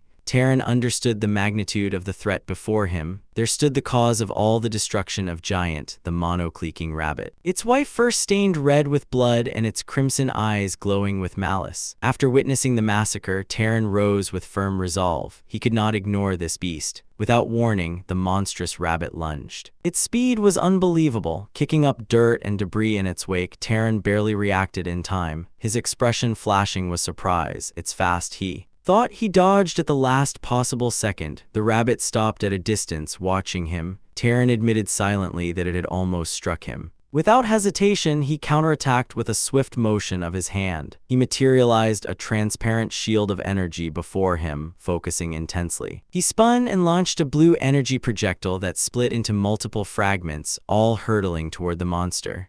But the rabbit was incredibly agile. With effortless leaps and twists, it dodged and shattered every projectile. Taran quickly realized this was no ordinary monster. It was accustomed to ranged attacks. The creature stomped the ground with threatening force before launching itself high into the air, casting a massive shadow over Taran. Its glowing red eye locked onto him with murderous intent as it prepared to crush him, but when it landed, Taran was gone. The confused monster dashed again in search of its prey. Suddenly, Taran appeared. Above it, descending with a dagger in one hand and energy gathered in the other, he drove the dagger deep into the creature's neck. The rabbit shrieked as blood burst from the wound. Landing lightly, Taran watched as the monster staggered. Before it could recover, he vanished again, moving with blinding speed. In an instant, he reappeared before it, delivering a final blow with devastating force. The rabbit's head slammed into the ground, the shockwave launching its massive body through the clearing and tearing through the forest. A cloud of dust and debris rose high into the air, and from within it came the beast's final cry of agony. When the dust settled, the rabbit lay still, blood pooling beneath it, claws trembling one last time before it fell silent, tongue hanging out, eyes wide and lifeless. The battle was over. Taran approached the corpse slowly, then stood before it in silence. Extending his hand, he began to absorb its mana. A powerful green aura surged from the body and flowed into him, enveloping him completely. As he absorbed the energy, he noticed something unusual. The amount of mana was far greater than expected, even surpassing that of the leopard monster he had once fought. His eyes widened in disbelief. He could hardly believe how much power he had gained from a single creature. When he finished, he turned to the wounded man who had witnessed everything. In awe, the man whispered, "You're a mage." Taran confirmed it with a simple nod, Confused, the man asked why someone so powerful would hide his identity. Taran ignored the question and instead asked if any of the fallen had families to whom he could deliver their belongings. With tears in his eyes, the man said no.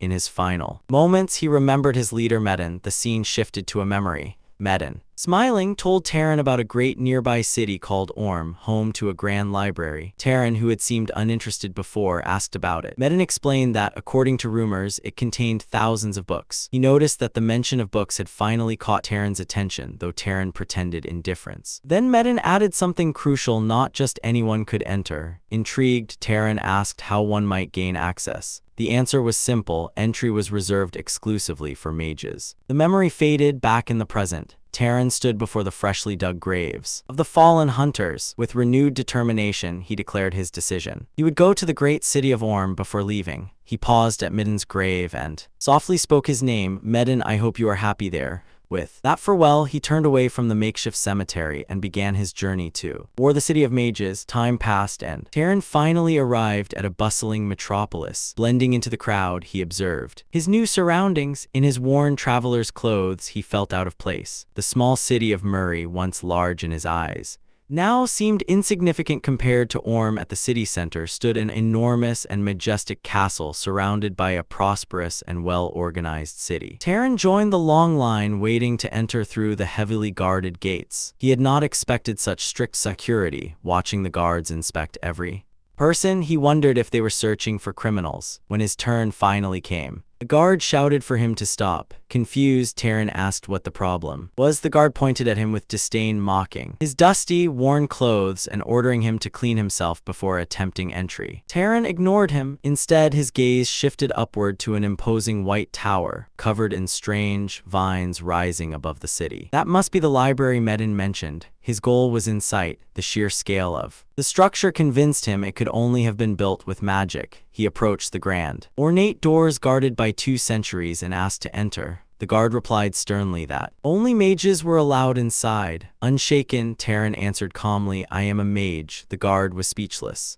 Another guard, Kenia, grew furious, accusing Taran of insanity and warning him not to pretend to be a mage unless he wished to die. Kenia insisted it was impossible for someone like him to be a mage and reached out to stop him. Taran blocked his arm effortlessly. Suddenly, his hand began to glow with a strange red energy. Kenia froze, confused by what he was seeing. Taran remembered something he had once been told: mages could recognize one another by sensing mana and even gauge each other's strength. With a piercing look, Taran decided to test that theory and released a small fraction of his power. A crushing wave of red mana pressure engulfed Kenia. Big guard's face twisted in shock as he felt a force beyond anything he had imagined. The pressure overwhelmed him, driving him backward until he collapsed to the ground.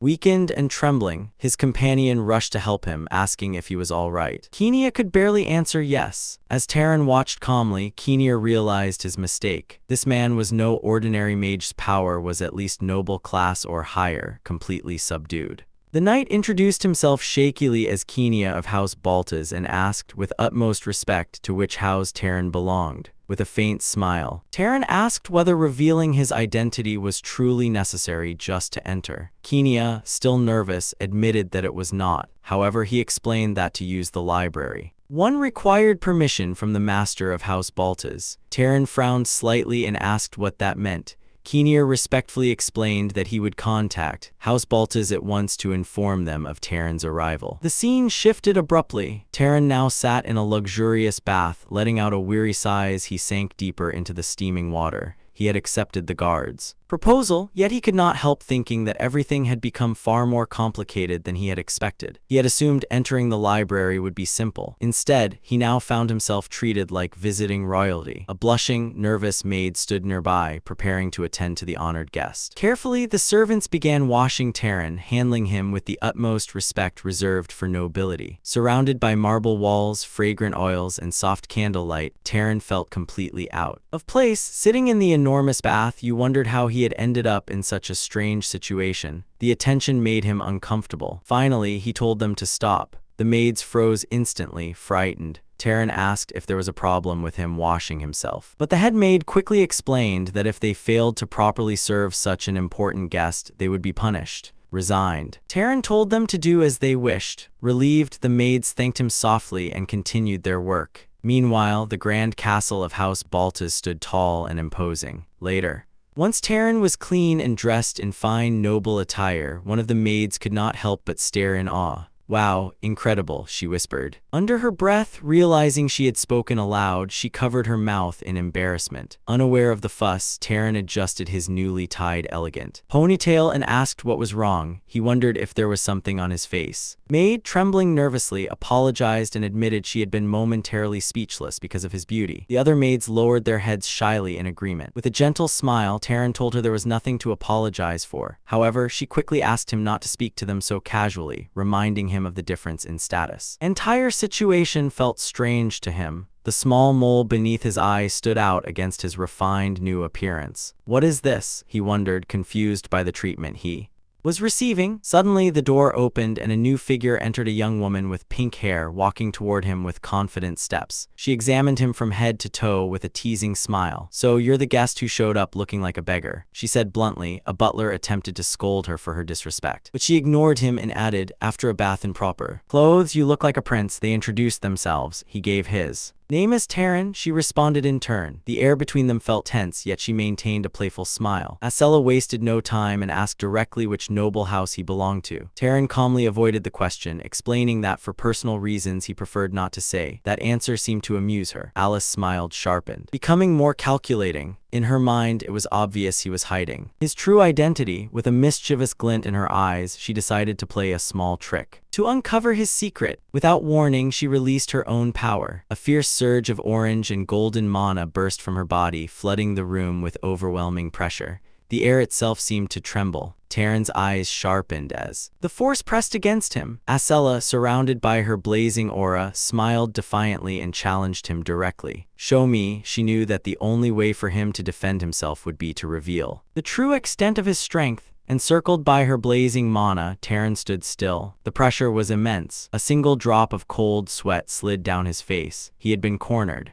Then we see that as soon as Taran witnesses Asela's spirit force, he releases his own energy in response. In an instant, the entire room is flooded with overwhelming power as the two forces begin clashing head-on. The air grows heavy, vibrating under the pressure of their mana. A guard quickly steps in front of the maids, shielding them from the spreading energy. Yet the intense aura continues to surge throughout the chamber. After a few tense moments, Taran stops releasing his energy. Asela does the same, having already measured and understood his strength. Instead of looking threatened, she appears unusually delighted. She stares at her own hands, almost fascinated, as if confirming something to herself. Then, with a playful smile, she suddenly says, "Hey, care to marry me?" Her unexpected words leave Taran completely stunned. His mind goes blank, unable to process what he just heard. Noticing his frozen expression, Asela tilts her head slightly and adds, "What's with that reaction? It was just a joke. Still, think about it. At the moment, the seat next to me is vacant." With that teasing remark, she turns and leaves the room alongside her guard, her presence lingering even after she's gone. Taran remains standing there, utterly confused by her words and intentions. He looks down at his hand, still feeling the faint tremor of the earlier clash. A slight doubt creeps into his thoughts as he mutters to himself, "Her mana is on par with mine. At the very least, is this level of power normal here?" The scene then shifts to another room, seated calmly. Within is a man introduced as the Lord of Aurum, Rugvaltus. As Taran enters, the nobleman greets him in a composed tone. "Welcome, young noble. You already know my name." The protagonist replies respectfully. Taran, Rugvaltus repeats thoughtfully, "So you wish to use the library? Many people come here after hearing strange rumors, so let me tell you this in advance. There is no incredible ancient magic hidden in that library, nor is there any secret method to dramatically increase your mana." Taran listens carefully before answering without hesitation. "I am fine with that. From the beginning, that wasn't what I hoped to gain." Rugvaltus studies him for a brief moment before responding calmly, "If you still wish to proceed, I won't stop you. In any case, there is nothing inside that counts as confidential information related to our house. However, it's already late today. Rest for now and come back tomorrow. Is that acceptable?" With genuine gratitude, Taran bows his head slightly and says, "I won't forget your kindness." The next day, the scene shifts to the Grand Magic Library. Tower. Taran walks toward the towering structure, its height stretching impressively into the sky. As he approaches the entrance, the guards bow respectfully and announce, "Your entry pass has been confirmed, esteemed guest. Welcome to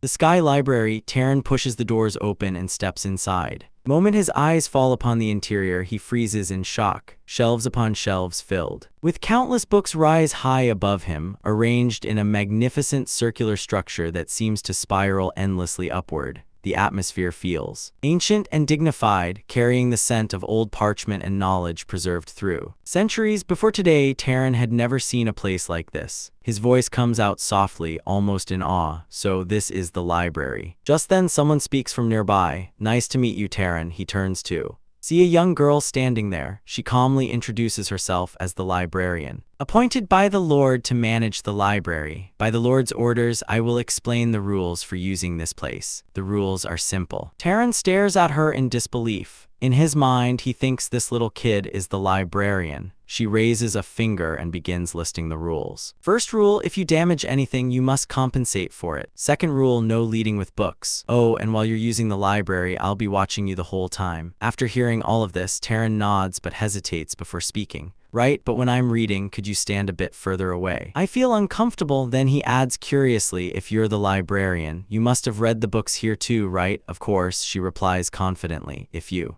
need to find something, count on me. I'm the best at it." Then, tilting her head mischievously, she asks, "So what do you want? Romance, history, or since you're young, something erotic?" Taran is caught completely off guard by her blunt question, but he quickly regains his composure. "I want to learn about common knowledge regarding the world." This time, it's the librarian who looks surprised. However, she immediately moves with impressive speed, gathering a stack of books and placing them in front of him. Most of the books here are hundreds of years old, she explains, so they aren't really suitable for current events. But this section should help a bit. "Thank you," Taran says sincerely. "You're welcome," she replies lightly. With that, Taran picks up one of the books and stares at it for a moment. "So, this is a book," he murmurs, almost as if rediscovering something fundamental. He slowly opens it and begins to read. As his eyes scan the pages, a spark of amazement lights up within him. This is incredible. Through narration, we are told that Taran repeated the same routine every single day, spending hours inside the library, reading without fail. Day after day, he immersed himself in the vast ocean of knowledge contained within those ancient walls. Gradually, he came to understand the geography of this world, its different races, the proper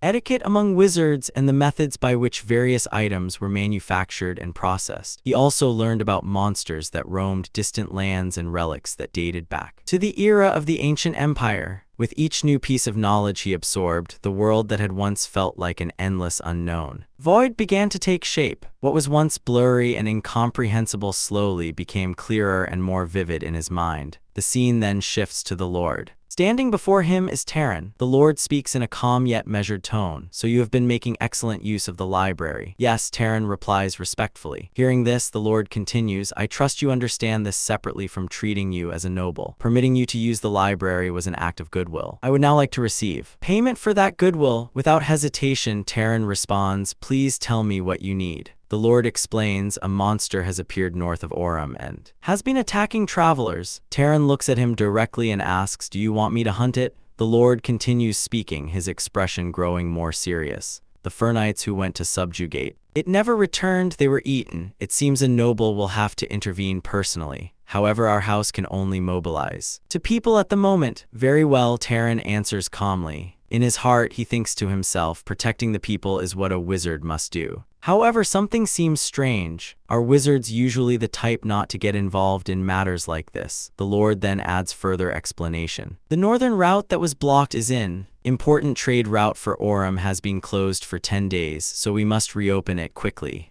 Upon hearing this, Taran reflects silently. 10 days ago, that was before I even arrived in Aurum, so that's why he allowed me to use the library so readily. The scene transitions. Once more, a large group of people forming an impressive procession is seen departing from the city together, heading toward the north to war the danger that awaits. Within the group moving north, someone suddenly remarks, "Father really is something. To think he would even mobilize a guest to hunt a monster." The one who says this is none other than Aisla, walking confidently at the front. She continues in a slightly teasing yet critical tone, "Are we really that unreliable? "Oh, I'm not blaming you. I'm just saying my father is making a huge mess." The man beside her lets out an awkward chuckle and replies, "Isn't calling the Lord a messmaker a bit much? Young lady, cut it out." Aisla snaps lightly, clearly unbothered. The same man then turns towards Taryn and speaks more formally. "This is our first time meeting properly, isn't it? I am Marvin Valtis. I look forward to working with you." Likewise, Taryn answers calmly with introductions complete. The team continues advancing along the northern route. Aisla, still leading from the front, says casually, "Let's get this over with and go back to rest."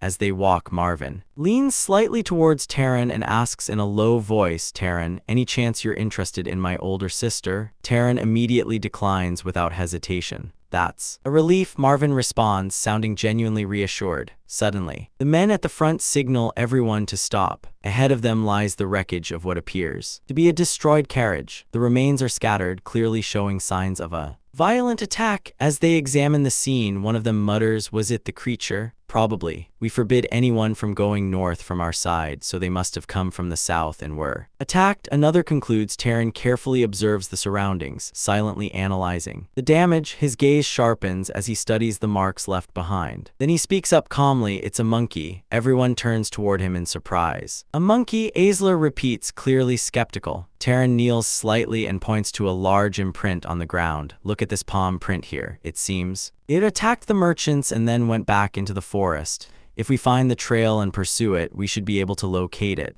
Aisla frowns slightly. "Pursue it? I can barely use that kind of magic." "Marvin, what about you?" "Neither can I." Marvin admits there is a knight who can. Before he can finish, Taryn steps forward and says calmly, "I'll try searching." Aisla looks at Taryn with curiosity and asks, "Oh, are you from that lineage?" Taryn calmly replies, "I use this frequently, so I'm used to it." With that, he begins his search. The moment he focuses, he starts tracking the scent in the air. As he inhales deeply, faint traces of the monster's presence begin to appear clearly in his perception, almost like invisible trails revealing themselves before his eyes. After following it for a short distance, he suddenly points to one side and says firmly, "Over there." The group follows him until they arrive near a riverbank. Taryn stops and studies the area carefully before speaking again. "It stops here. It looks like it washed itself." Aisla frowns in disbelief. "Are you saying a mere monster did this to prevent being tracked?" "Perhaps it washed itself by choice," Taryn answers thoughtfully. At that exact moment, the same scent hits him again, stronger, closer, his eyes wide and slightly as he immediately turns and warns, "It's behind you." Everyone quickly spins around. Standing behind them is a massive monkey-like monster, far larger and more powerful than expected.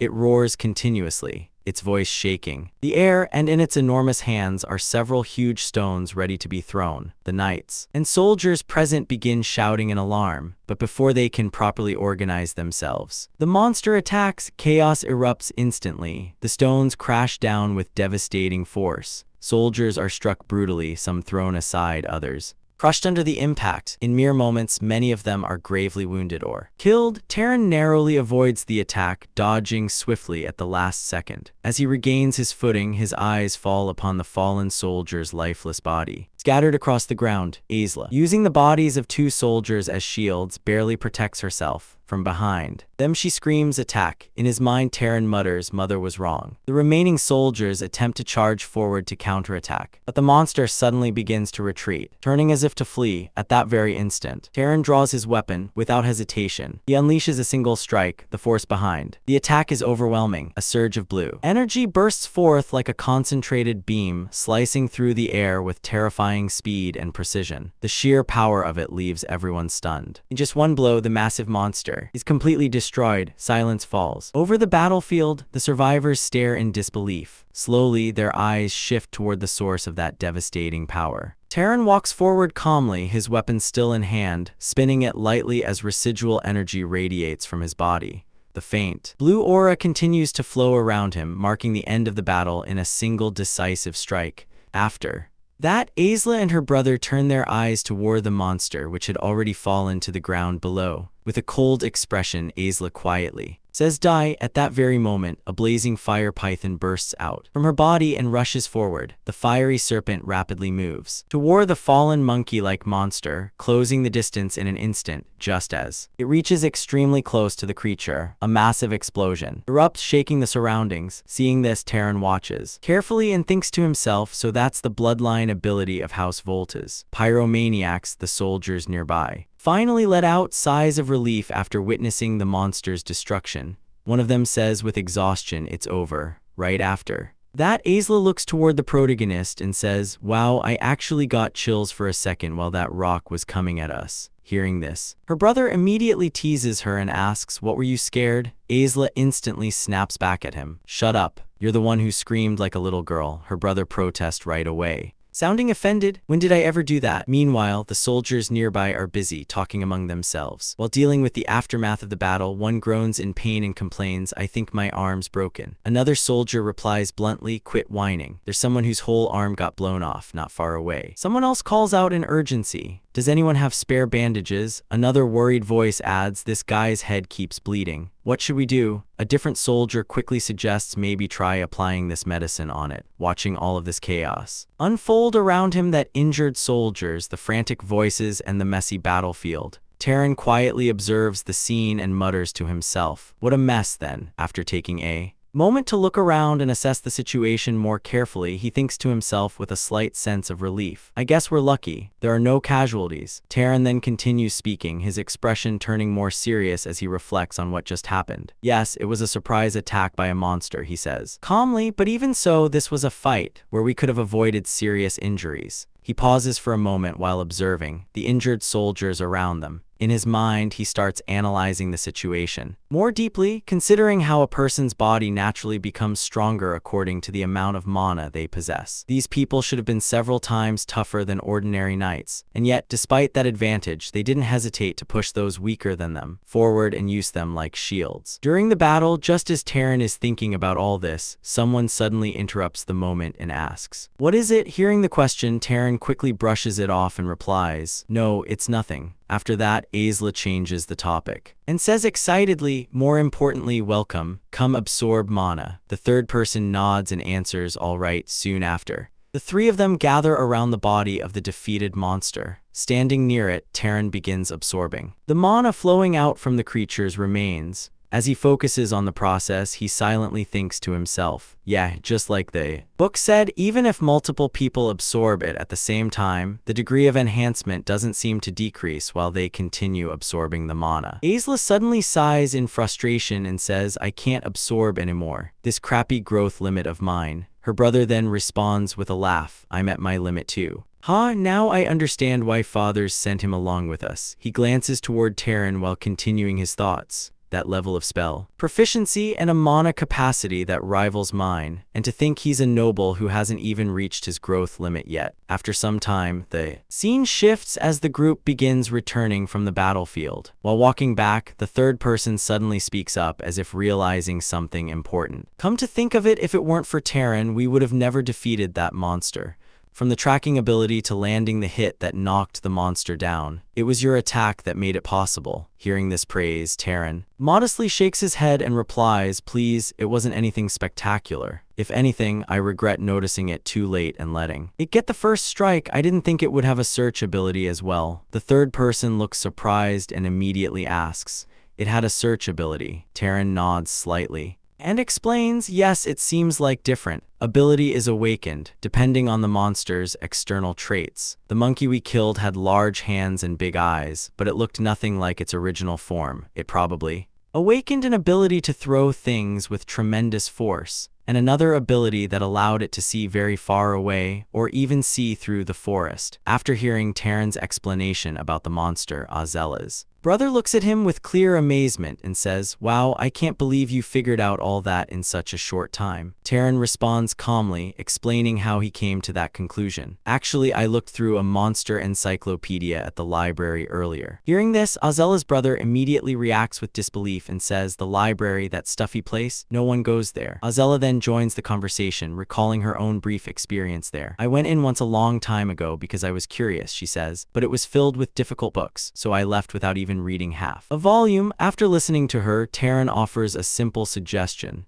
Next time you get the chance, ask the librarian if there are any easy books. Ozella tilts her head slightly in confusion and asks the librarian. Taryn answers matter-of-factly, yes, the person who manages the library. Hearing that, Ozella looks even more surprised and replies, was there even someone like that in the library? The scene then shifts to the library itself. Inside the quiet building, the person in charge of the library stands before Taryn with a cheerful tone. She greets him warmly. Welcome back, Taryn. The moment Taryn hears his name spoken so casually, his expression stiffens slightly. In his mind, he immediately realizes something. I was careless, he thinks. No knight or commoner in the city would ever call a noble by their name like that. The proper way to address a noble is by saying esteemed one. As he studies the woman more carefully, another thought crosses his mind. And besides, the way she looks doesn't exactly scream librarian. Curious and slightly suspicious, Taryn asks her directly, how do you know my name? Instead of answering right away, the woman simply smiles. She casually walks over to a bench behind her and sits down comfortably before replying in a playful tone. You only notice now, Taryn. Hearing that response, Taryn quietly mutters to himself, as I thought. The library's caretaker then explains with a calm smile, I learn it from your permit. As long as it's around this library, my gaze can reach anywhere. At that very moment, the book she had been holding in her hand suddenly slides away on its own and neatly returns to a shelf behind her, as if guided by some invisible force. Watching this strange sight, Taryn asks politely, then how should I address you? The woman shrugs lightly and replies, I don't really have a name, so call me whatever you want. How about something cute, like my love? After hearing that suggestion, Taryn calmly responds without hesitation, in that case, I will simply call you librarian. The librarian looks at Taryn with a teasing smile and says, you're so stiff. After saying that, she steps closer to him and continues in a slightly playful tone. It feels awkward when you suddenly become so polite, especially after using me for days and constantly calling me to do this and that. Hearing this, Taryn immediately responds with a calm but slightly uncomfortable expression.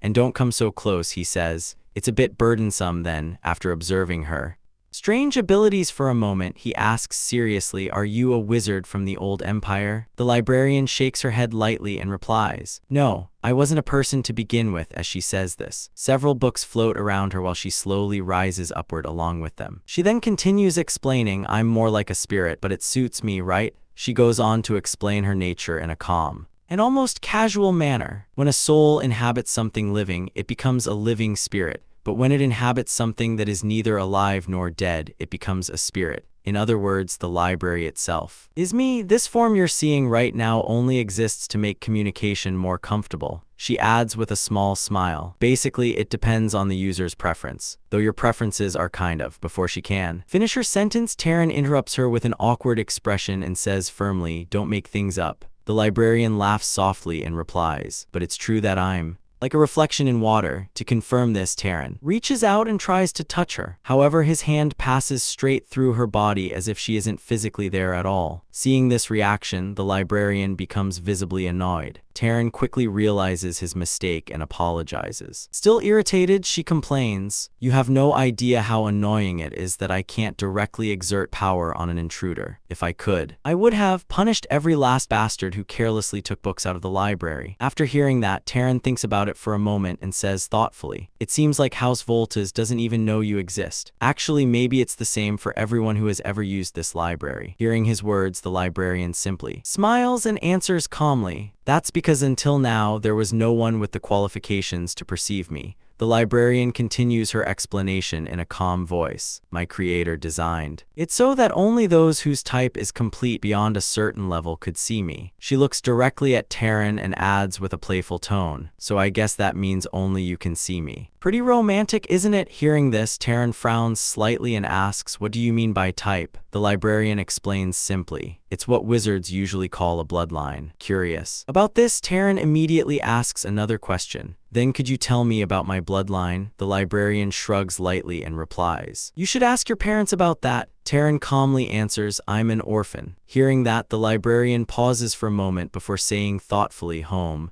In that case, I can check it for you. All I need is your consent to examine your body. When Taryn hears those words, he looks at her with a slightly nervous expression and stutters, examine my body. Is this really how it's done? Meanwhile, the librarian is simply smiling in her usual mysterious way. Without hesitation, she reaches out and pushes, her hands straight into his body as if it were nothing more than air. At the same time, she says cheerfully, "Wow, we're connected." Taran immediately reacts with embarrassment and discomfort. "Don't say weird things," he replies awkwardly. However, as he focuses on the strange sensation, he realizes something surprising. It doesn't hurt, though, he thinks to himself. After examining him for a moment, the librarian begins explaining what she sees. "There are a few small fragments," she says, "but the biggest parts are the pursuer and hunter bloodlines." Taran quickly asks another question. "Was that a trait of House Sahar?" The librarian nods and answers, "Yes." Then she continues, "But there's one more. It was mixed." Confused, Taran asks, "What do you mean by mixed?" The librarian explains, "It means you're the result of two people who had different bloodlines." Taran immediately follows up with another question. "Then what's the other one?" The librarian pulls her hand back and replies honestly, "I don't know either. It's still locked." She then explains further. "A locked bloodline isn't that rare when different bloodlines combine. As you grow stronger, it will naturally unlock on its own." After hearing this explanation, Taran quietly nods and responds simply, "All right." As Taran quietly reflects on what he has just learned, a memory of his mother's surfaces in his mind. Mother, he thinks silently, she was far too polite and educated to be a commoner. The more he considers it, the more possibility forms in his thoughts. Maybe she was a descendant of some noble family, a bloodline so diluted that it couldn't even hold night-level mana. After reaching that conclusion, Taran lowers his body slightly and bows respectfully in front of the librarian. "All right, I understand. More or less. Thank you." Hearing his gratitude, the librarian smiles mischievously and replies in a playful tone, "If you're really grateful, then stay one more month." After that moment, the narration explains how things changed for Taran from then on. After learning the true identity of the library's spirit, Taran no longer spends his time silently reading books alone. Instead, he constantly asks questions about the contents of the books and requested explanations whenever he encountered something he didn't understand. The scene then shows Taran once again inside the quiet library, looking both surprised and curious as he asks, "So there really are that many invisible substances?" The narration continues, explaining that the librarian possessed knowledge, even from books that had been stolen from the library and lost over the past thousands of years. The librarian calmly confirms his question and begins explaining further. "That's right. If you make water float in the air, shape it like this, and then look through it, you'll be able to see it directly."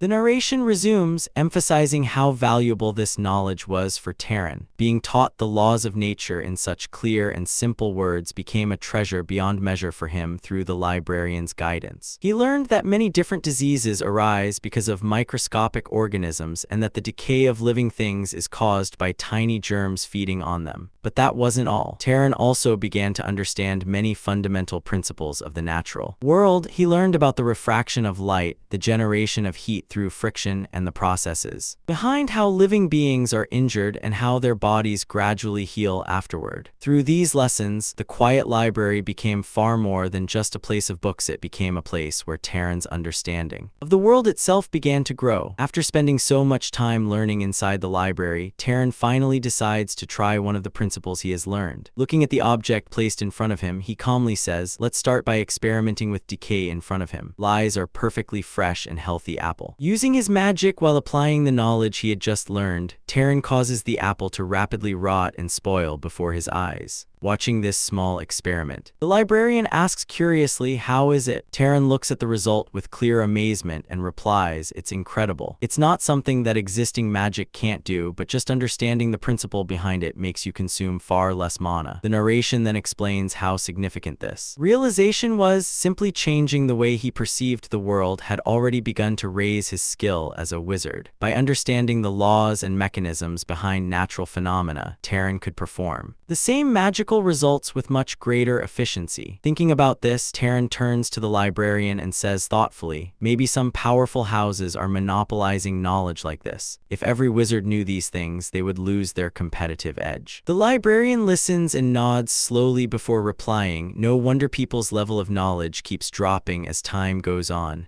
Now I kind of understand why." After a brief silence, Taran finally says something that changes the mood. It's about time I should leave. The librarian immediately looks surprised and asks, "You're leaving?" Taran nods calmly and explains, "Yes, the owner of this place has been openly giving me hints that I should go." Hearing this, the librarian suddenly begins to complain dramatically, almost as if she is about to cry. "No, take me with you," she shouts while collapsing down toward the floor in exaggerated despair. Seeing this reaction, Taran asks her with a bit of curiosity, "Can you even leave this place?" The librarian answers, "Honestly, no." Then she immediately adds in a hopeful tone, "Can't you just stay here instead? I'll take good care of you, haha." Taran simply shakes his head and replies firmly, "I'll pass." Realizing that he truly intends to leave, the librarian quietly floats back toward the bookshelves, looking at the countless books surrounding them. She says this land contains a lot of the gods' legacy, so you should go look around from time to time. Maybe among them, there's a spirit who might know even more about the laws of the world. As Taran begins walking toward the exit of the library, he turns back slightly and says, "I'll come visit from time to time." The librarian casually responds, "Come if you want or don't." After hearing that, Taran pauses and glances back at the library one last time. With a calm and confident tone, he says to her, "Don't worry, there are still so many books here that I haven't read yet." Soon after, the scene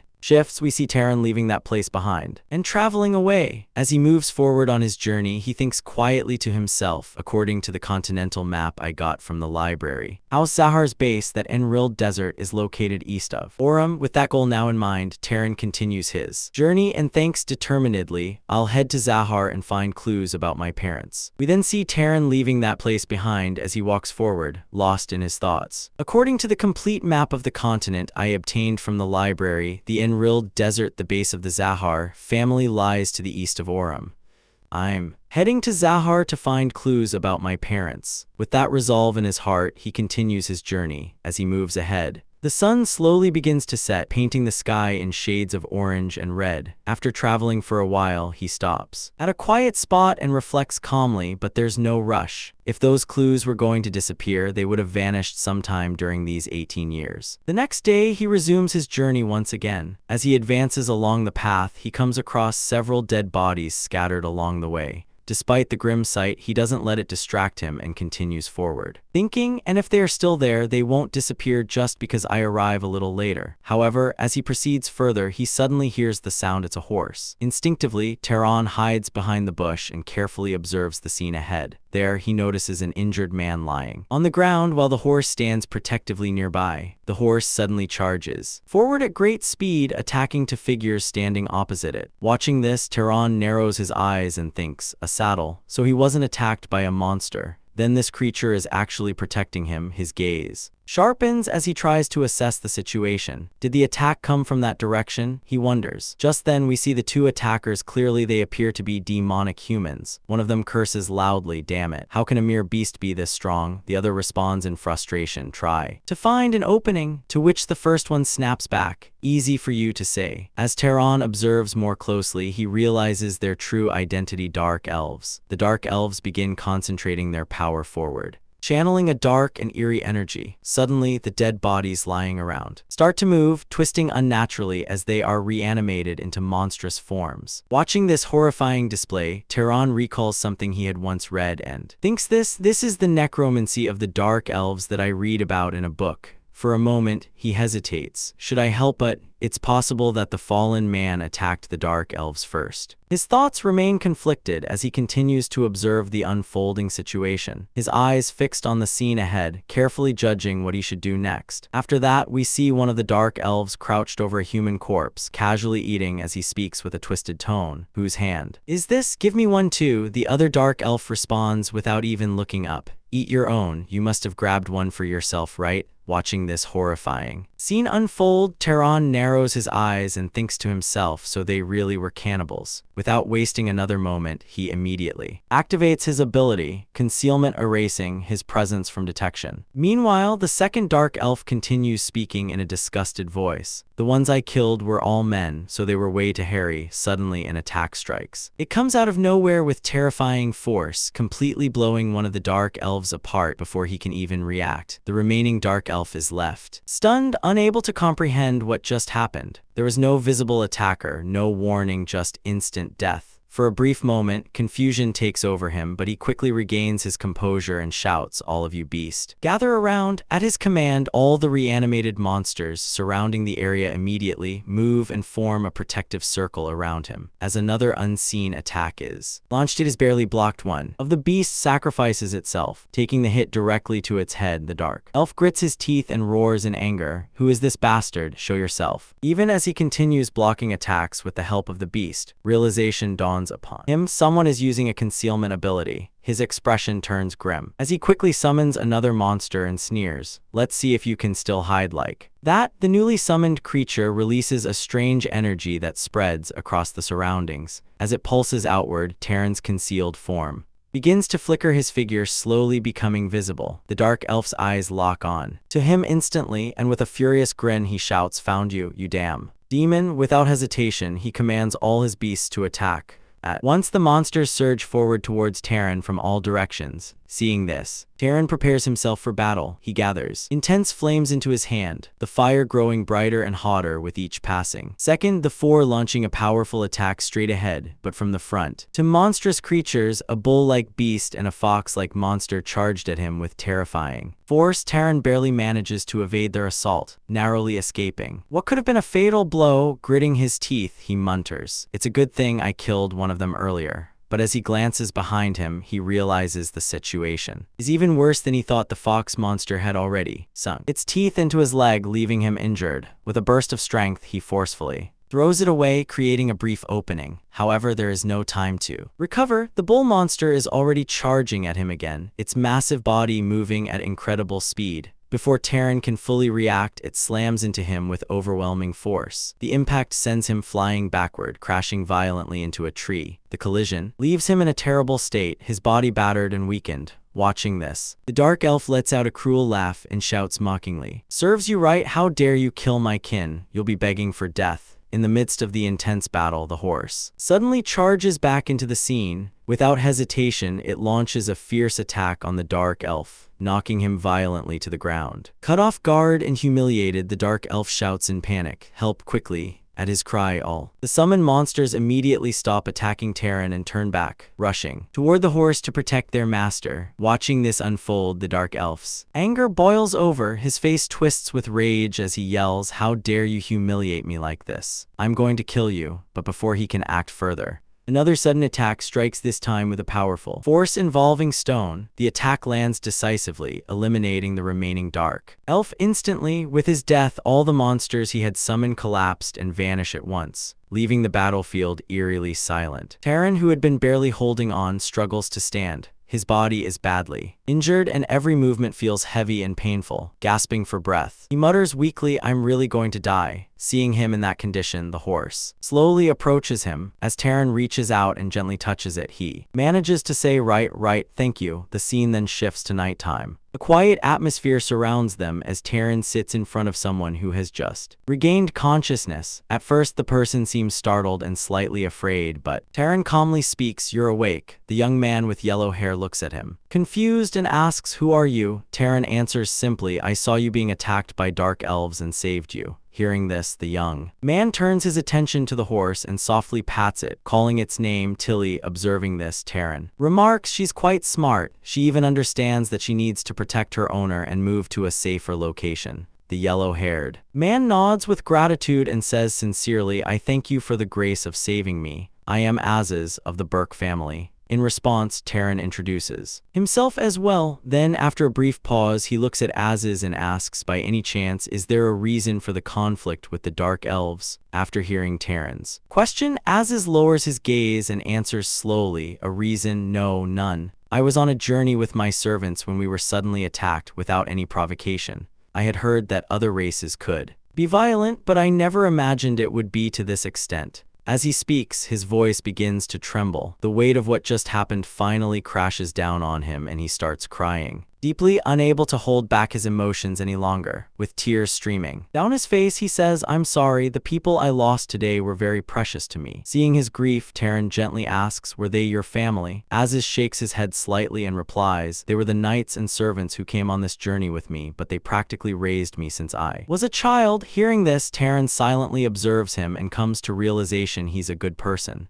There is sincerity in his grief, something genuine that cannot be faked. After a brief pause, Taran asks another question. How many dark elves attacked you? I think that was all of them, Az's replies. You said you killed 2, right? Taran nods slightly, then activates his ability in his Mind Explorer. His senses expand outward as he carefully scans the surrounding area, checking for any remaining enemies or hidden threats. After a few moments of thorough observation, he confirms that the entire area is clear, right? There really aren't any more dark elves around. He concludes to himself. A moment of silence passes before Az's looks at him again and asks politely, Master Taran, do you happen to have any urgent business right now? Taran answers calmly, I'm also on a journey. Hearing this, Az's seems surprised. He studies Taran for a moment before asking with curiosity, even with such strength, you're still traveling alone. Are you perhaps the son of a great family? But then, why are you alone? Taran gives a faint, big response. It's hard to explain, and I'm not actually that strong. After that, Taran continues calmly, I ambushed one and killed him, then struggled against the other. I only managed to win with the help of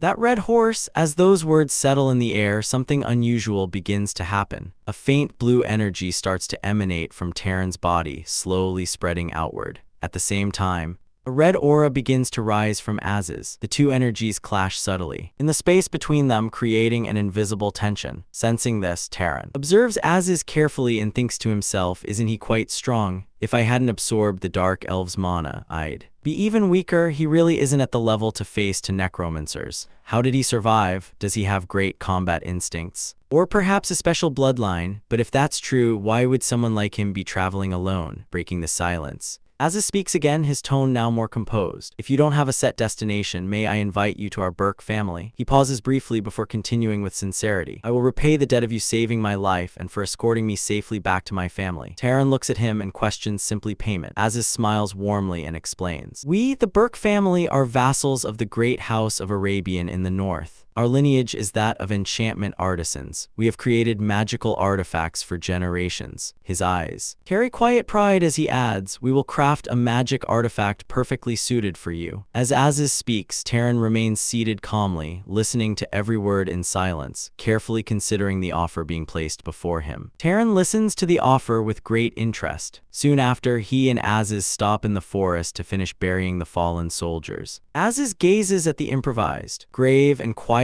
admits that he wishes he could have sent them back home, but that it's nearly impossible in their situation. The blonde man then thanks Taran not for anything grand, but simply for not laughing at him when he saw how deeply the loss had affected him. In Az's eyes, a noble crying over his subordinates would normally be seen as pitiful, or at least that's what he had been taught growing up. Since childhood, he was raised to believe that grief is a weakness and that a true leader must keep moving forward, stepping over sacrifices without hesitation. But now, Az is certain of one thing: if strength means feeling nothing for the people who follow you, then he would rather remain weak for the rest of his life. Taran looks at him calmly and tells him that what he's feeling isn't weakness at all, it's simply kindness. That simple response shifts the atmosphere between them, realizing how well they seem to go along. Az suggests they speak more casually since they appear to be around the same age. With a wide, genuine smile, he extends his hand towards Taran, offering friendship. Taran pauses for a brief moment, staring at the outstretched hand, then accepts. Their firm hands shake marks the beginning of a new bond, and for the first time since the battle, the tension in the air finally begins to fade. As they settle down,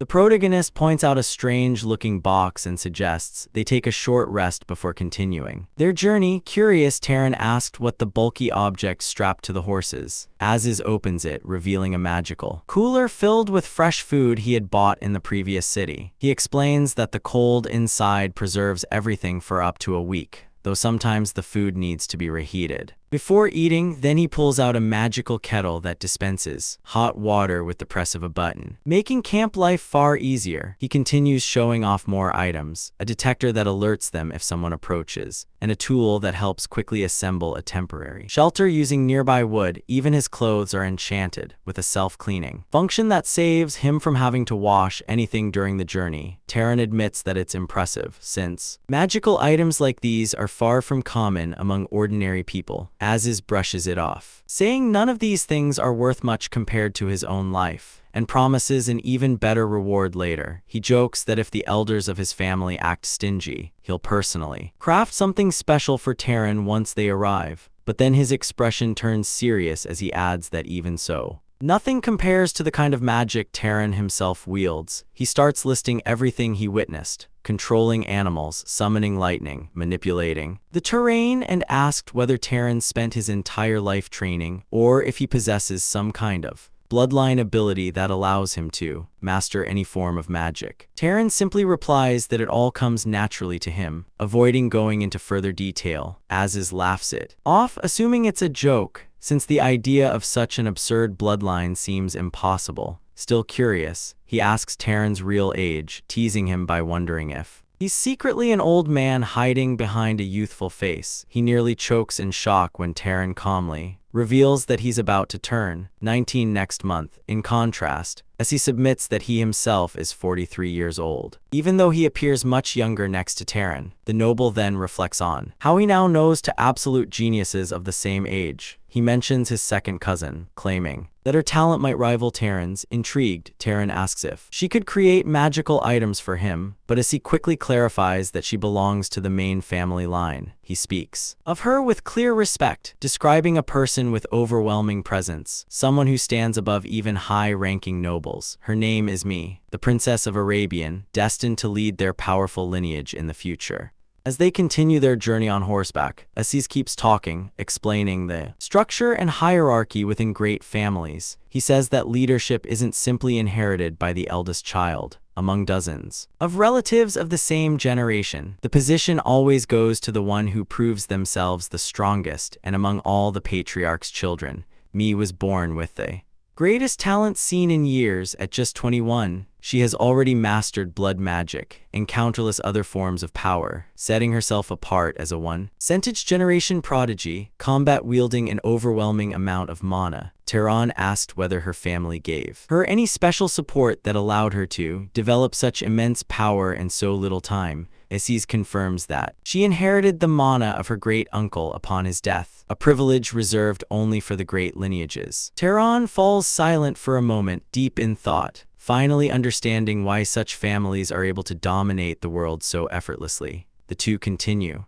their journey across the vast plains, both sensing that they are finally nearing their destination. Aziz walks with a light, eager step, clearly excited to return home after facing so much danger in the forest. A gentle wind sweeps across the golden grasslands as they advance toward the territory of Los. Brrr. These are the plains of Dakin, the very heart of Arabian's central domain. Rising before them is the grand estate of Hausberg's Villan, a gleaming white castle that stands as a symbol of power and prestige. As they enter, they are immediately greeted by a noble-looking woman with an authoritative presence, who rushes toward Aziz with visible concern. He embraces his mother tightly, relief washing over him now that he is finally safe at home. The protagonist watches the scene in silence, recalling the vast age difference Aziz had revealed earlier. Moments later, a bearded man asks his father appears, reminding his son to maintain composure and dignity. Regaining himself, Aziz formally introduces Taran as his new friend and the benefactor who saved his life in the south. The matriarch listens carefully as her son explains how they were ambushed by necromancers. The moment she hears that dark elves dared to attack her only heir, fury flashes across her face. However, Aziz's father quickly intervenes, urging her to calm herself, reminding her that servants and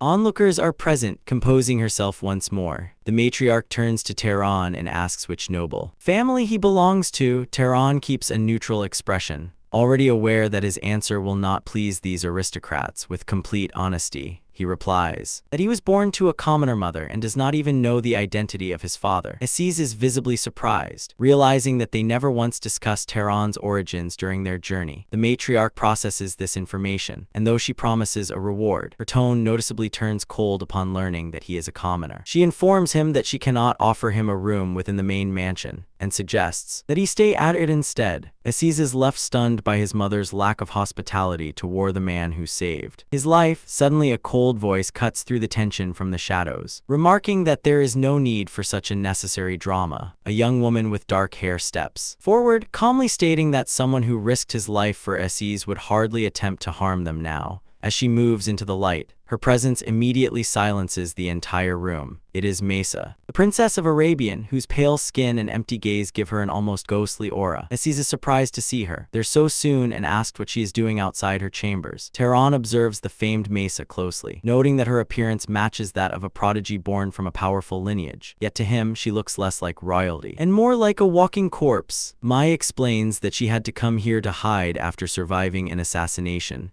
attempt carried out by the worms of House Sar. Aziz is horrified at the thought that someone could infiltrate the defensive systems of the princess's own residence. Mai suspects there are internal traitors, as many within the family desire her downfall, clearly tired of the conversation. The princess dismisses herself and leaves to rest in her chambers. Under Mesa's pressure, the matriarch has no choice but to yield, ordering that one of the finest guest rooms be prepared for. Tehran. Night soon falls over the Borg estate, concealing the political tensions that have just surfaced within its walls. The next morning, Tehran opens his eyes in a bed far more luxurious than anything he is used to. He takes a quiet moment to stretch, savoring the comfort of the guest room. Sunlight pours in through the tall windows of the mansion, illuminating the intricate details of the elegant decor, marking the beginning of a new day filled with uncertainty and hidden intrigue. Tehran steps out into the hallway to explore the mansion, walking with his usual calm, almost indifferent demeanor. As he moves along the corridor, his attention is suddenly caught when someone calls his name from behind. He pauses and turns to see Oz already awake, greeting him with enthusiasm and asking what he's doing wandering alone so early in the morning. Tehran casually points to a wall-mounted lamp that had piqued his curiosity due to its unusual magical mechanism. Oz laughs slightly and explains that those lamps are nothing special, just simple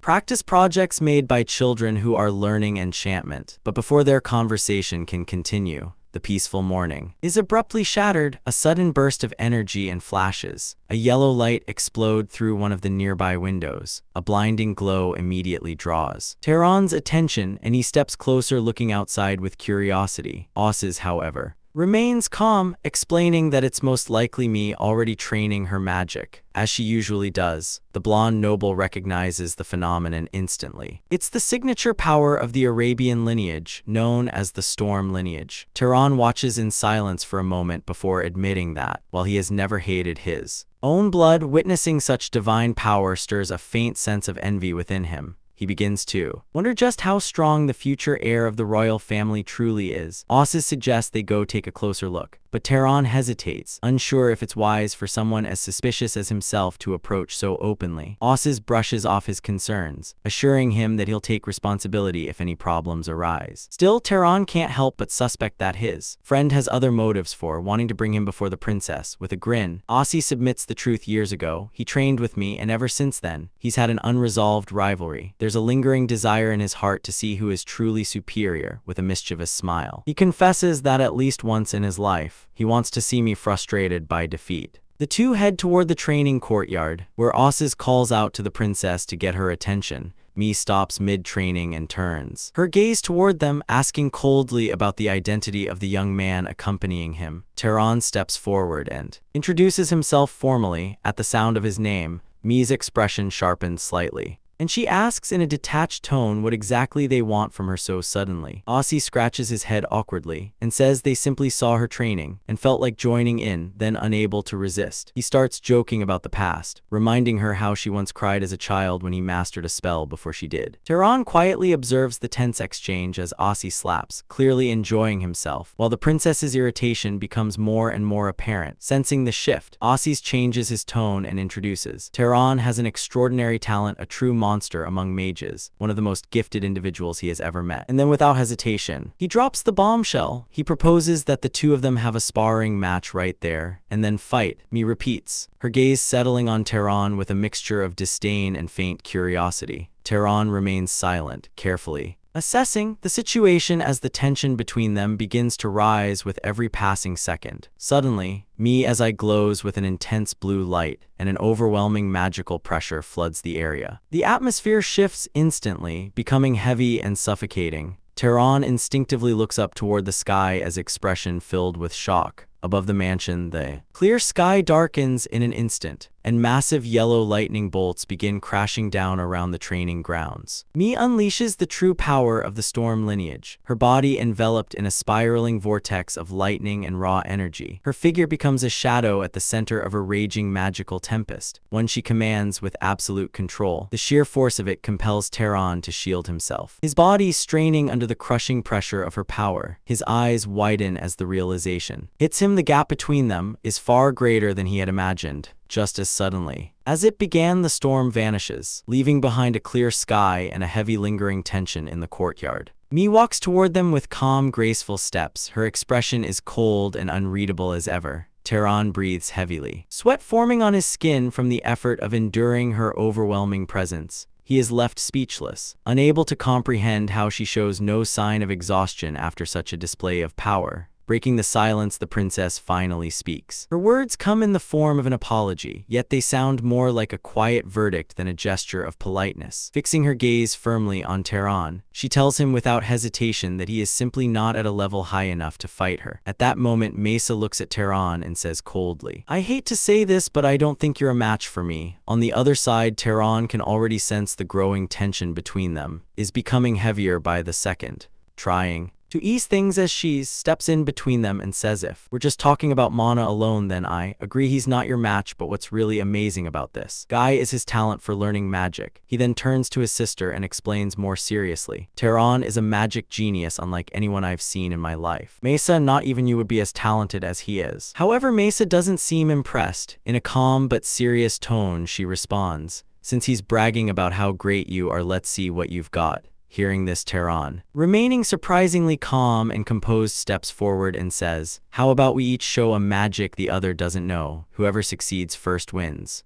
As she's immediately nods in approval. "That sounds like a good method, Mesa. What do you think?" Mesa, filled with quiet confidence, agrees. "Fine, from what I've heard, Tehran doesn't even know what his own bloodline magic is. It wouldn't be fair if I use my unique magic. Let's leave that out, shall we?" Tehran steps forward without hesitation. "I'll go first." The next moment, both Tehran and Ashes look ahead, and suddenly from beneath the ground countless plant roots burst out. They move swiftly, wrapping themselves tightly around Ashes before lifting him straight into the air. "Whoa!" Each hold on as she shouts in panic as he dangles helplessly. Mesa watches calmly and says, "Plant creation and manipulation magic, can you do it?" As she continues yelling, "Let go of me, I'm getting dizzy," but Mesa, completely unfazed, simply replies in a cold tone, "Stay there for a second, this is fun." After that, Tehran looks straight ahead and then slowly raises his gaze toward the sky before lowering himself and placing his hand on the ground. As he does this, he begins thinking to himself, "Magic that ignites fire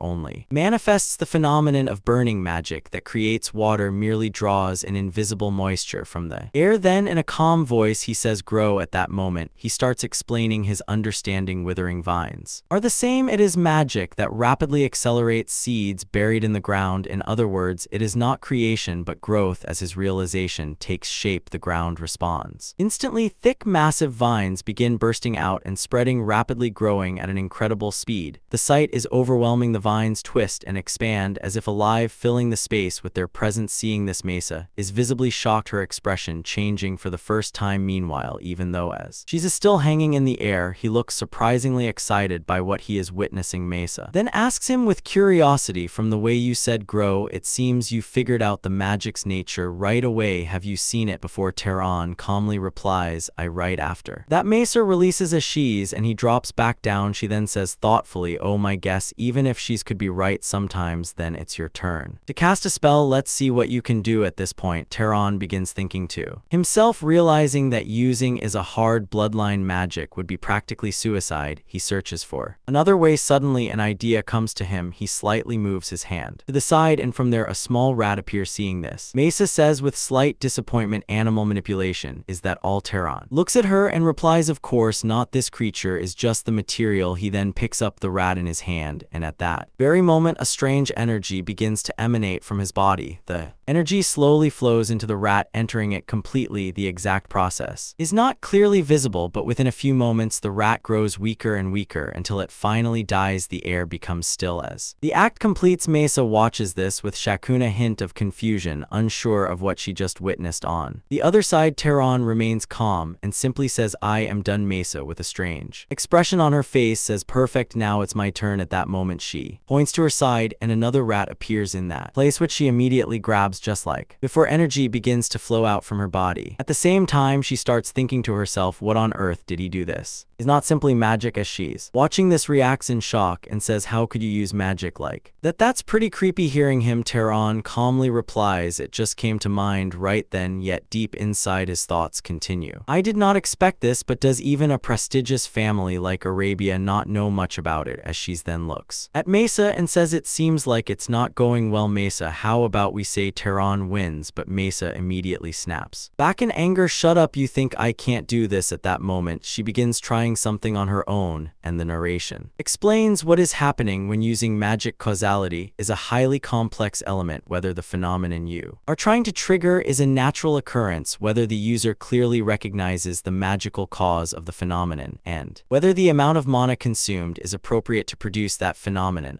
The ability to perceive the cause of the phenomenon is, as the explanation continues, we return to the three of them where Mesa is still struggling and says just a bit more. The narration continues, again explaining that it is a crucial factor that affects both the success rate and the amount of mana consumed, and one way compensate for insufficient causality when using magic is to pour in a massive amount of mana and make up for inefficiency with sheer quantity. At this point, Mesa begins thinking intensely. It is still alive as her focus sharpens. An overwhelming amount of energy bursts out from her body and flows into the rat. Slowly, the rat begins to weaken as the force of her magic starts to kill it from within. Seeing this, as she says in surprise, oh, it worked. Teron, on the other hand, watches this mostly in shock as everything unfolds before his eyes, and then immediately Mesa says with a faint sense of pride, I did it. But at the same time, it is clear that she has become extremely weaker. Eyes slowly begin to close, and in the very next moment she collapses straight to the ground. Seeing this, as she panics and shouts, what's wrong? Open your eyes. Teron watches carefully and begins thinking to himself, what is the reason for her to collapse? Did she use too much mana? But she should not collapse just from depleting mana. She should suffering from exhaustion, since even the strength to reinforce her body is gone. I see. Realizing the situation, he quickly lifts Mesa into his arms and says, there is no healing bloodline mage here, is there? Hearing this, as she replies, there isn't. Teron then speaks firmly, then bring water and salt to this young lady's room and call the adults too. As he carries her, he continues thinking, she is so light that I cannot even tell if I am holding a person or a baby lamb. From the start, she was barely maintaining a body she could not even sustain, and now that remaining mana is depleted. After this, the scene shifts to the palace where Mesa slowly opens her eyes, her anus already by her side, looking worried, and she asks, are you okay? Are you conscious? Mesa weakly looks at her and asks, why am I here? Her on tech explains, as she said, you suddenly collapsed while doing magic training with a guest. Is that right? Mesa begins to recall everything while her aunt continues with concern to that person do something to you. For now, we are keeping him in the temple under observation. Mesa immediately denies it and says, no, it is not that person's fault. I just made a mistake. For a moment, feeling overwhelmed, she then says, everyone please leave, my head is pounding. Her aunt gently responds, I made some soup for you. I know you do not eat because of the magic, but you need to think about your health too. I will leave it here. Try to eat at least a little. Her aunt also looks deeply worried standing nearby, and seeing her concern, Mesa softly says thank you. And after that, her aunt quietly leaves the room and Mesa is left alone. She slowly turns her gaze toward the soup that her aunt had prepared for her. A faint hesitation passes through her before she finally picks it up and begins to drink. As soon as the soup touches her lips, something feels wrong, and suddenly her vision starts to distort. In the next moment, strange visions begin to appear before her eyes. She becomes visibly shaken as voices echo around her, calling out desperately, help me, Mesa. I know you can do it. It hurts so much, sister. The identities of these people are not revealed, but their voices feel painfully real, as if they are reaching out to her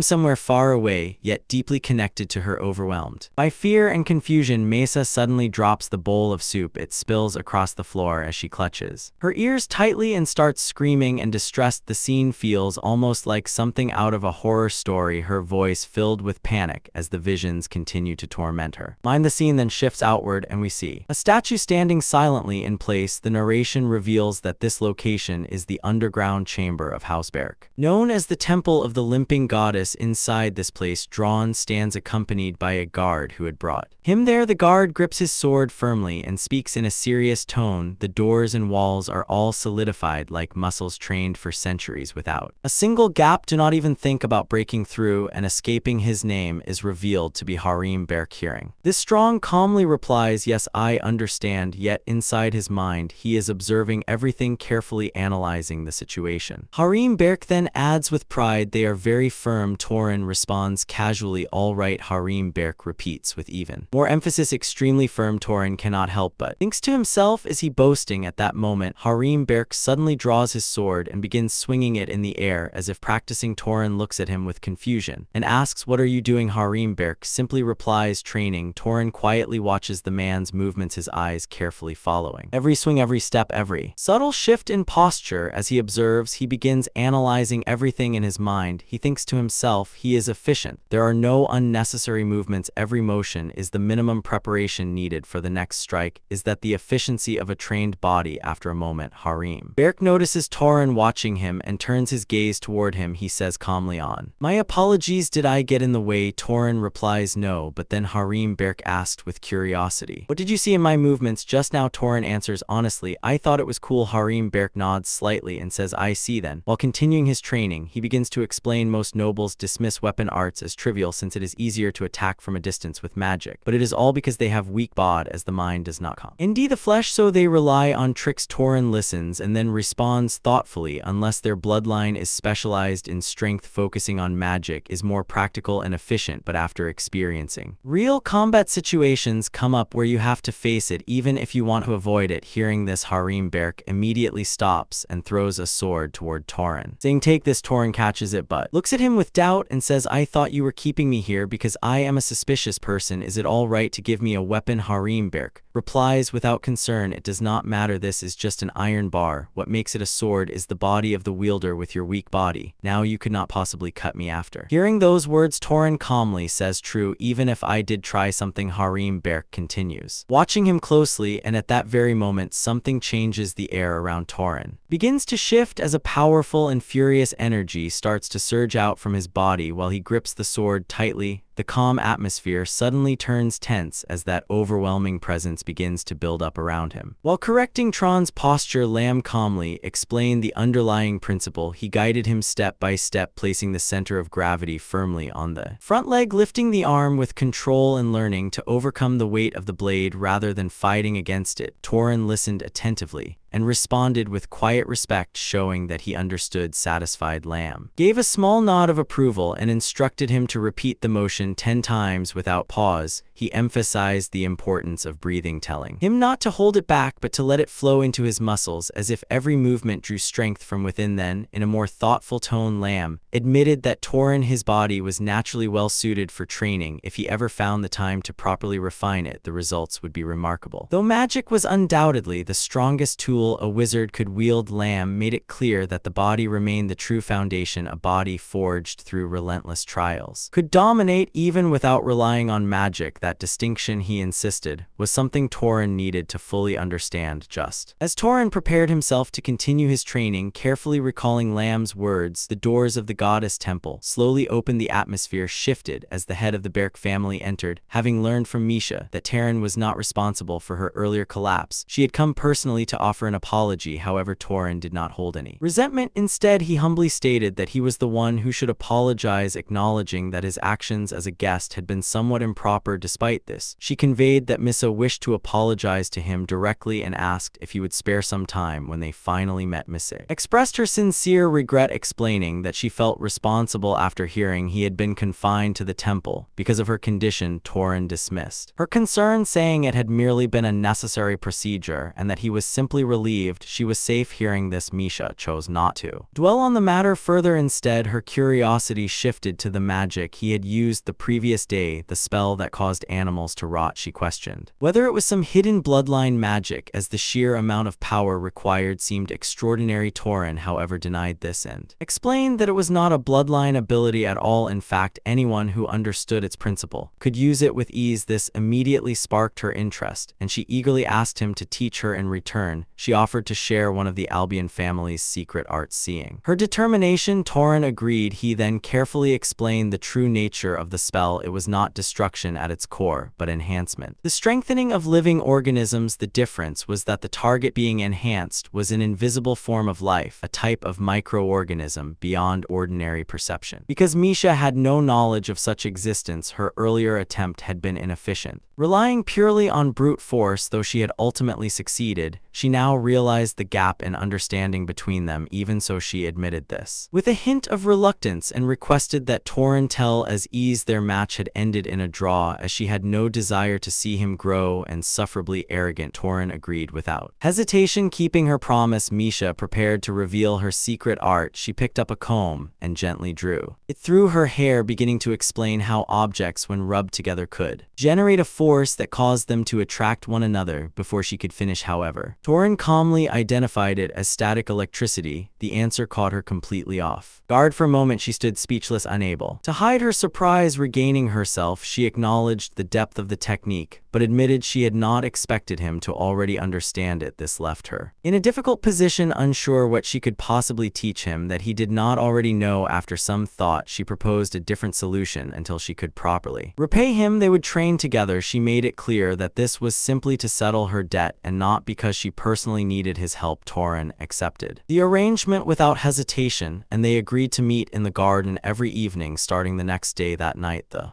atmosphere shifted once again. This time at the dinner table, an elaborate feast had been prepared, far beyond what one would expect for an ordinary meal. The Burke family insisted that everyone eat and drink to their heart's content, but the display left his East sitting beside Torin in visible confusion. He could not understand why his mother had gone to even on his own birthday. He had never seen such extravagance. To an outsider, it might have seemed as though a great lord from the Albion house had arrived in person. Torin, however, sensed that this meal carried a deeper significance. As they began, Aziz's mother calmly steered the conversation back to an earlier promise. She reminded them that her son had once offered a powerful magical item in exchange for saving his life, and asked Torin what kind of item he desired. After a moment of thought, Torin answered honestly. While it was relatively easy to use magic to harm others, protecting oneself was far more difficult. Therefore, he wished for an item that could defend against sudden attack, something reliable in critical moments. His request caused her to pause briefly. She admitted that although she had created similar items in the past, she did not currently have one ready. Aziz eagerly volunteered to make it himself, but his mother dismissed the idea, immediately unwilling to risk the family's reputation. At that moment, another individual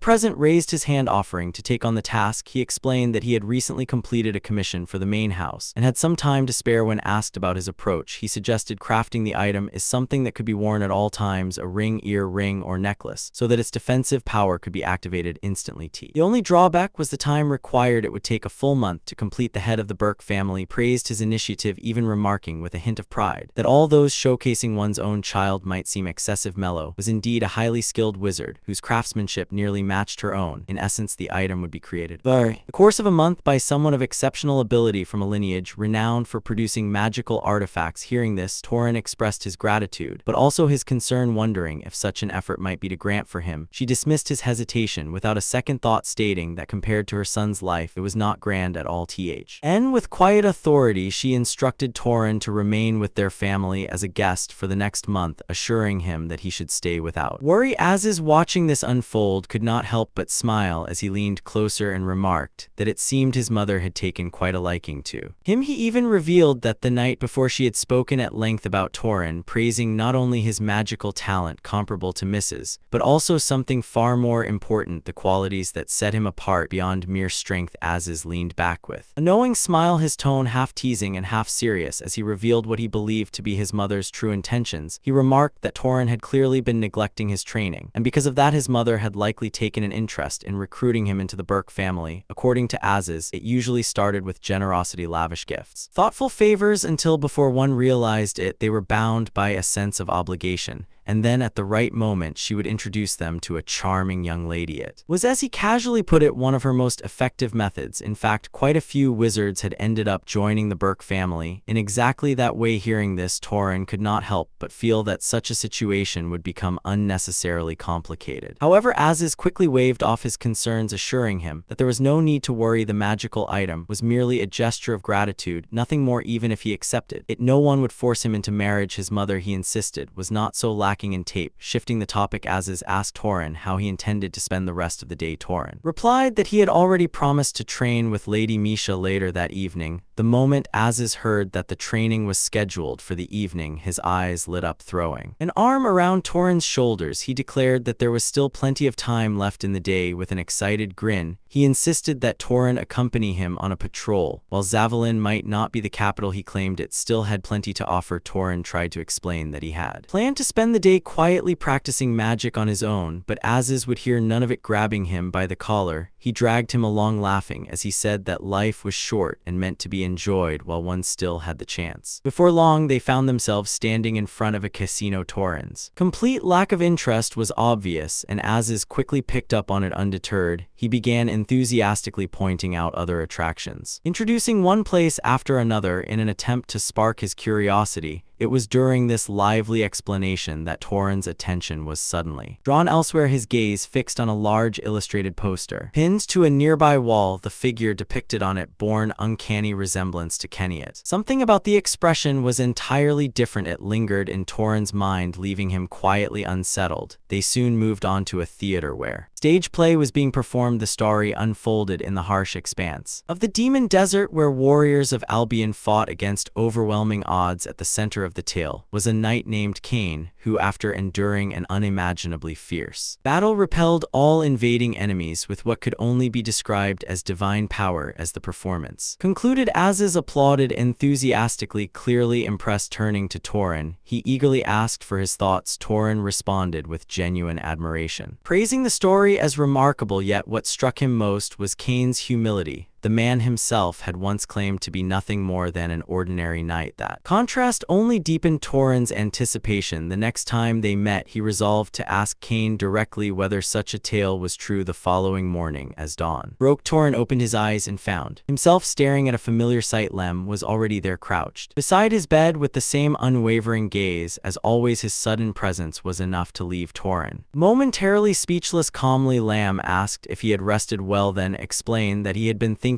about Torin's potential since the previous day. Convinced of his promise, he had decided to train him personally. A body, he stated firmly, did not grow stronger through rest. It required constant tempering. Understanding that such training would benefit him far more than idle wandering, Torin accepted without hesitation. That very moment, Aziz burst into the room, eager to share news of an exciting performance happening that day. But his enthusiasm vanished the instant he noticed Lam. The man's steady, imposing presence was enough to send a chill down his spine. Lam turned to him and suggested that he join their training, remarking that it might do some good for his weak body. Aziz immediately refused, stumbling over his words as he claimed he had not yet recovered from the previous day's outing. Without waiting for further discussion, he hurriedly retreated, fleeing the room in near panic. Watching him go, Torin could not help but feel confused by his reaction. That confusion did not last long. The moment Torin experienced Lam's training firsthand, he understood exactly why Aziz had run away. His body trembled under the strain as every muscle screamed in protest. Observing him closely, Lam spoke in a steady voice, asking if he could not hear his body crying out. If he could not endure even this level of pain, then his will would inevitably be ruled by weakness. He ordered him to continue, declaring that the current exercise would be the last yet. By the time Torin completed that last repetition, he collapsed onto the ground, utterly drained. When asked if he was Torin admitted that he was indeed exhausted. Lam, however, only smiled faintly, remarking that he should be grateful. As a wizard, this level of training was barely sufficient. Puzzled, Torin questioned whether it would be different if he were not a wizard. Lam explained that ordinary people, no matter how hard they trained, would eventually weaken with time. They needed constant effort just to maintain their condition. Wizards, however, were different. The power of magic to stand their bodies, preserving them in an optimal state, once they achieve progress, it would not easily fade hearing. This Torin began to grasp the deeper meaning behind the training before he could recover fully. Lam declared that he had rested enough and instructed him to begin learning weapon techniques. Torin wanted to protest, but Lam's words left no room for argument. His body, pushed beyond its limits, responded with sharp pain as his muscles strained and tore under the relentless exercises day after day. This routine continued, filling Torin's life with purpose and intensity. Mornings were devoted to physical conditioning and weapon training under Lam's strict guidance, while evenings were spent refining magical techniques alongside Misha. Without realizing it, 3 weeks passed in this demanding yet fulfilling cycle. One evening, as Torin practiced, a bolt of lightning struck just beside the center of his target. He let out a quiet sigh of frustration. Another Miss Misha, observing him, commented that he seemed to be struggling more than expected. Torin admitted helplessly that he was not, from Alvian, implying that the technique did not come naturally to him. Misha wanted to help but found herself at a loss, for her lightning magic was instinctive. It struck its mark. The teaching, something so innate, proved unexpectedly difficult. At that moment, a voice called out to Misha, breaking the rhythm of their training. The speaker approached them, his presence carrying a certain authority. After briefly glancing at Torin, he questioned who he was. Misha immediately stepped forward, positioning herself in front of Torin with a cold, protective tone. She told the man it was none of his concern and demanded to know why he was there, reminding him that she had already instructed the main house not to disturb her during her rest. The man remained composed as he delivered his message. The head of the family was summoning her. The reason, he explained, was urgent. Dark elves had begun rampaging across the southern regions. They had already seized 3 cities and were now gathering an expeditionary force. The moment those words were spoken, Torin's expression hardened. The weight of the situation was unmistakable, and the calm rhythm of their days seemed ready to shatter. After listening to everything Misha said, "I see, tell them I'll be back soon." Then she turned to Torin and added, "I think I need to go. Speaking of which, I should collect the payment for that disgusting decomposition magic." Right after that, she clasped her hands together and, looking directly at Torin, asked, "Did you know that electricity flows through the human body as well?" Hearing this, Torin replied in confusion. Electricity? He clearly didn't understand what she meant. Misha responded calmly, "You didn't know? Well, there's no way you would, since this is the secret of the Arabian house. How about we consider your debt paid if I teach this to you properly? It'll definitely be a great help." Torin thought for a moment before answering, "I suppose so." Mesa then began explaining, her tone steady as she shared everything she knew. When a person sees or feels something, that part sends a tiny electrical signal to the brain. If it's through the eyes, the signal travels from the eyes to the brain, and if it's a smell, it goes from the nose to the brain. She continued describing the process in detail, revealing knowledge that seemed both mysterious and profound. Torin listened carefully to every single word, fully focused on her explanation. Then, as if trying to grasp the concept more deeply, he slowly closed his eyes, concentrating. He repeated the idea in his mind, a tiny electrical signal, as he tried to understand the meaning behind her words. "This electricity flows throughout the entire body. If I accelerate the electrical signals transmitted through those pathways," as those words lingered, the change became visible. The same electricity seemed to surge across his face, faint at first, or rapidly intensifying in the very next moment. His eyes began to glow, crackling with a thunder-like energy. The atmosphere around him fell into an unnatural silence, as if everything had been stilled by the sudden surge of power. Standing there, Torin found himself facing Mesa. She looked at him calmly and asked, "So how do you feel now?" Torin stood there almost dazed, as if he had been pulled into an entirely unfamiliar state. Inside his mind, a single thought echoed in confusion. What is this? Suddenly, a sharp pain shot through his head. He immediately grabbed it, struggling to endure the intense headache that followed the overwhelming sensation. Mesa, however, spoke in a composed and almost casual tone. "Looks like you pulled it off. That's because you poured out your mana so recklessly. It'll probably be hard to adjust right now because of the headache, but once you get used to it, you'll be able to maintain it for quite a while." Hearing this, Torin could barely process everything he was experiencing, still trying to make sense of it. He muttered, "This, no matter how much I think about it, this seems far devaluable compared to what I gave you." At that, Mesa let out a faint, amused smile as she began to rise into the air. "This is simply an investment," she said, "since you seem to have some talent." Torin watched her from below as she continued, "If you end up learning an even more incredible spell in the future, I'll collect it all back along with what you owe me for this." With that, Mesa flew away, swiftly disappearing from the scene. In an instant, the scene then shifted. A clear sky spread overhead, calm and vast, contrasting sharply sharply with what had just happened below it. A large crowd of people could be seen gathered together in one place, creating a sense of unrest and anticipation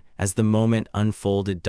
We are told that this place is Morgan City, the center of the daytime plains. A massive crowd had gathered there, and every single person was shouting slogans in unison. Their voices echoing through the air. Through his she's, we are given the impression of the scene. It's just a departure ceremony to hunt dark elves, but it feels like a victory parade. Just look at their enthusiasm. As he spoke, his gaze shifted forward, and suddenly he spotted someone riding on horseback. His expression lit up with excitement as he called out, "It's Mason over." Here, however, before he could act any further, a man grabbed his hand firmly and said, "As she's maintain your composure as a noble." As she's tried to respond, his voice filled with emotion, "Father." But yet the words failed to come out completely, as if he was unable to express what he truly wanted to say. At that moment, a loud announcement rang through the area. "The head of the house is entering." Instantly, the entire atmosphere fell silent. The soldiers present snapped into attention, standing perfectly still. With disciplined precision, Torin, observing everything, thought to himself, "That person is the current head of the Arabian house." Battle Arabian. The man looked forward, his striking blue eyes visible even from a distance, but something about his condition seemed off. Noticing this, Torin quietly said, "As she's the head of the house, doesn't look well at all. He's so pale. Could his health be failing?" As she's replied, "I heard rumors that he was severely injured while fighting the head of the Zahar house in the past, but since that was a long time ago, maybe it's just because of his old age." On the other side, the head of the family slowly raised his hand. In response, every soldier present moved as one, their unity absolute. All eyes then turned upward toward the sky. There, an ominous sight unfolded. The entire sky had been swallowed by spreading blackness. The atmosphere grew increasingly terrifying, heavy with an unspoken tension within those dark clouds. Golden thunder began to crackle violently, lighting up the heavens, and flashes of brilliance. Everyone watched in awe, and soon their voices rose again, louder than before, chanting with unwavering devotion, "Long live Arabian Lord of Thunder, protect your descendants." As those words echoed through the crowd, Torin watched the overwhelming display before him and thought to himself, "This is the power of Arabian. Even with his body in such poor condition, he easily covers the entire area. The absolute pinnacle of magic reached by human. One day I will reach it as well." The scene then shifted, and we see a person holding out a bracelet in his hand, offering it forward. He said, "Here you go then." He explained, "Just wearing it increases your physical stamina a bit, and if you inject mana into it, that level increases even further. At its limit, it reaches a level similar to the nobles of the Guardian bloodline." But he paused briefly before continuing, "It consumes a lot of mana, so it's best not to maintain it for too long." Torin looked at the item with clear amazement and said, "This is truly an incredible treasure. An object like this probably wouldn't be common even among the great houses. It's an exceptionally well-made item." At that moment, Base's aunt spoke up, looking at him. She asked Torin, "Do you have any interest in formally joining our house?" It was something that she had already mentioned before. However, without hesitation, Torin replied, "I'm very grateful for the offer, but I think that would be difficult." Hearing this, the aunt nodded calmly and said, "I see. I've already heard the stories from Heish. Said you have a lot to do, so you'd have a hard time settling down in one place. Just consider it." An old woman's lingering attachments. After listening to her words, Torin spoke sincerely, "I will never forget the hospitality I received from you, madam. As she's in the Barrack family, will be my friends forever." The aunt looked at Torin and said gently, "Yes, that is enough." Soon after, Torin began to leave the place. As he stepped outside, he found that both the instructor and Ashish had come to see him off. At that moment, a knight approached and tossed a weapon toward him, saying, "Keep this with you. It's a magical device. It doesn't have any major functions, but it's durable and the blade is quite." Torin caught it and replied sincerely, "Thank you." He carefully stored it in his space, then turned toward the instructor and with respect in his voice finally addressed him as master. The instructor simply smiled in response, and soon after he left the place. Without another word, Ashish, however, was still there. He stepped forward and handed Torin a set of clothes. "This is for you," he said, looking at it. Torin asked, "What's this?" Ashish explained, "Didn't you say you were jealous of my clothes? They don't get dirty easily, and if they're lightly torn, they mend themselves. Here, it's a shirt and some pants." He had brought the entire set just for him. Torin looked at him, slightly surprised, and seeing his reaction, Ashish smiled and said, "You're a good friend, Torin, not just because you saved my life, but because spending time with you and seeing the way you live gave me a lot to think about." After a brief pause, he asked, "So where are you planning to go now?" Torin answered simply, "East first." Carrying that, as she's let out a long breath and said, "So Carmine, if it's over there, I've been there too. If you can avoid it, don't take a ship. The waves are truly the worst. Even the wine glasses end up dancing as he walked along the road. Torin found himself lost and thought I would have to brave those waves to reach the land of Zahar, the El Real desert. But deep down he knew he couldn't say that out loud. Instead, the words he remembered echoed in his mind. Well, someone as stubborn as you won't starve to death anywhere, return safely and pay me back for this cloak. Got it? Yeah, he had answered back then. Now he continued moving forward without stopping. The journey carried him across many places, each step taking him farther away. As he walked, a thought surfaced again in his mind. Alone again? Shall we run? In the very next moment, he burst forward with incredible speed. He dashed through crowds of people, weeding past them so quickly that they could only turn their heads in shock, watching him pass by like a fleeting shadow. His pace was extraordinary. With that same speed, he crossed the entire city, moved past open stretches of land, and kept going until he finally came to a stop at a distant location. There, standing still for the first time in a while, he lifted his gaze and saw a massive mountain rising before him. Taking a deep breath, he steadied himself, then began walking straight into it, pressing forward without hesitation. As he advanced further, something caught his attention. He paused, slightly narrowing his senses. The smell of a campfire, he wondered, but almost immediately he corrected himself. No, it's something far more disgusting, the smell of burning flesh. Moving closer, the truth revealed itself. He arrived at a place that had been completely devastated. Houses have been burned down to nothing but charred remains and scattered all around were lifeless bodies. The entire area carried the heavy silence of destruction. Seeing this, Torin's thoughts grew darker. Could they have been attacked by bandits? The dark elves shouldn't have come this far. As he continued moving through the area, Torin looked around at the ruined houses. The sight left him deeply unsettled, a quiet sadness settling over him as he took in the after. A moment, he stepped inside one of the damaged homes. While searching the interior, he discovered a basement. Without hesitation, he tried to open it, and after some effort, the door finally gave way. Inside, he found a young girl, just a small child, huddled in fear. The moment the door opened, she began to cry. Terrified by the sudden intrusion, Torin immediately moved downward, her raising his hands to show he meant no harm. In a calm voice, he said, "Wait, calm down. I'm not an enemy. I came to help." The child, still trembling and overwhelmed, looked at him and asked hesitantly, "Really?" "Yes," Torin replied gently. "Can you tell me what happened?" Fighting through her fear, the girl managed to speak. "He killed everyone." "That mage,"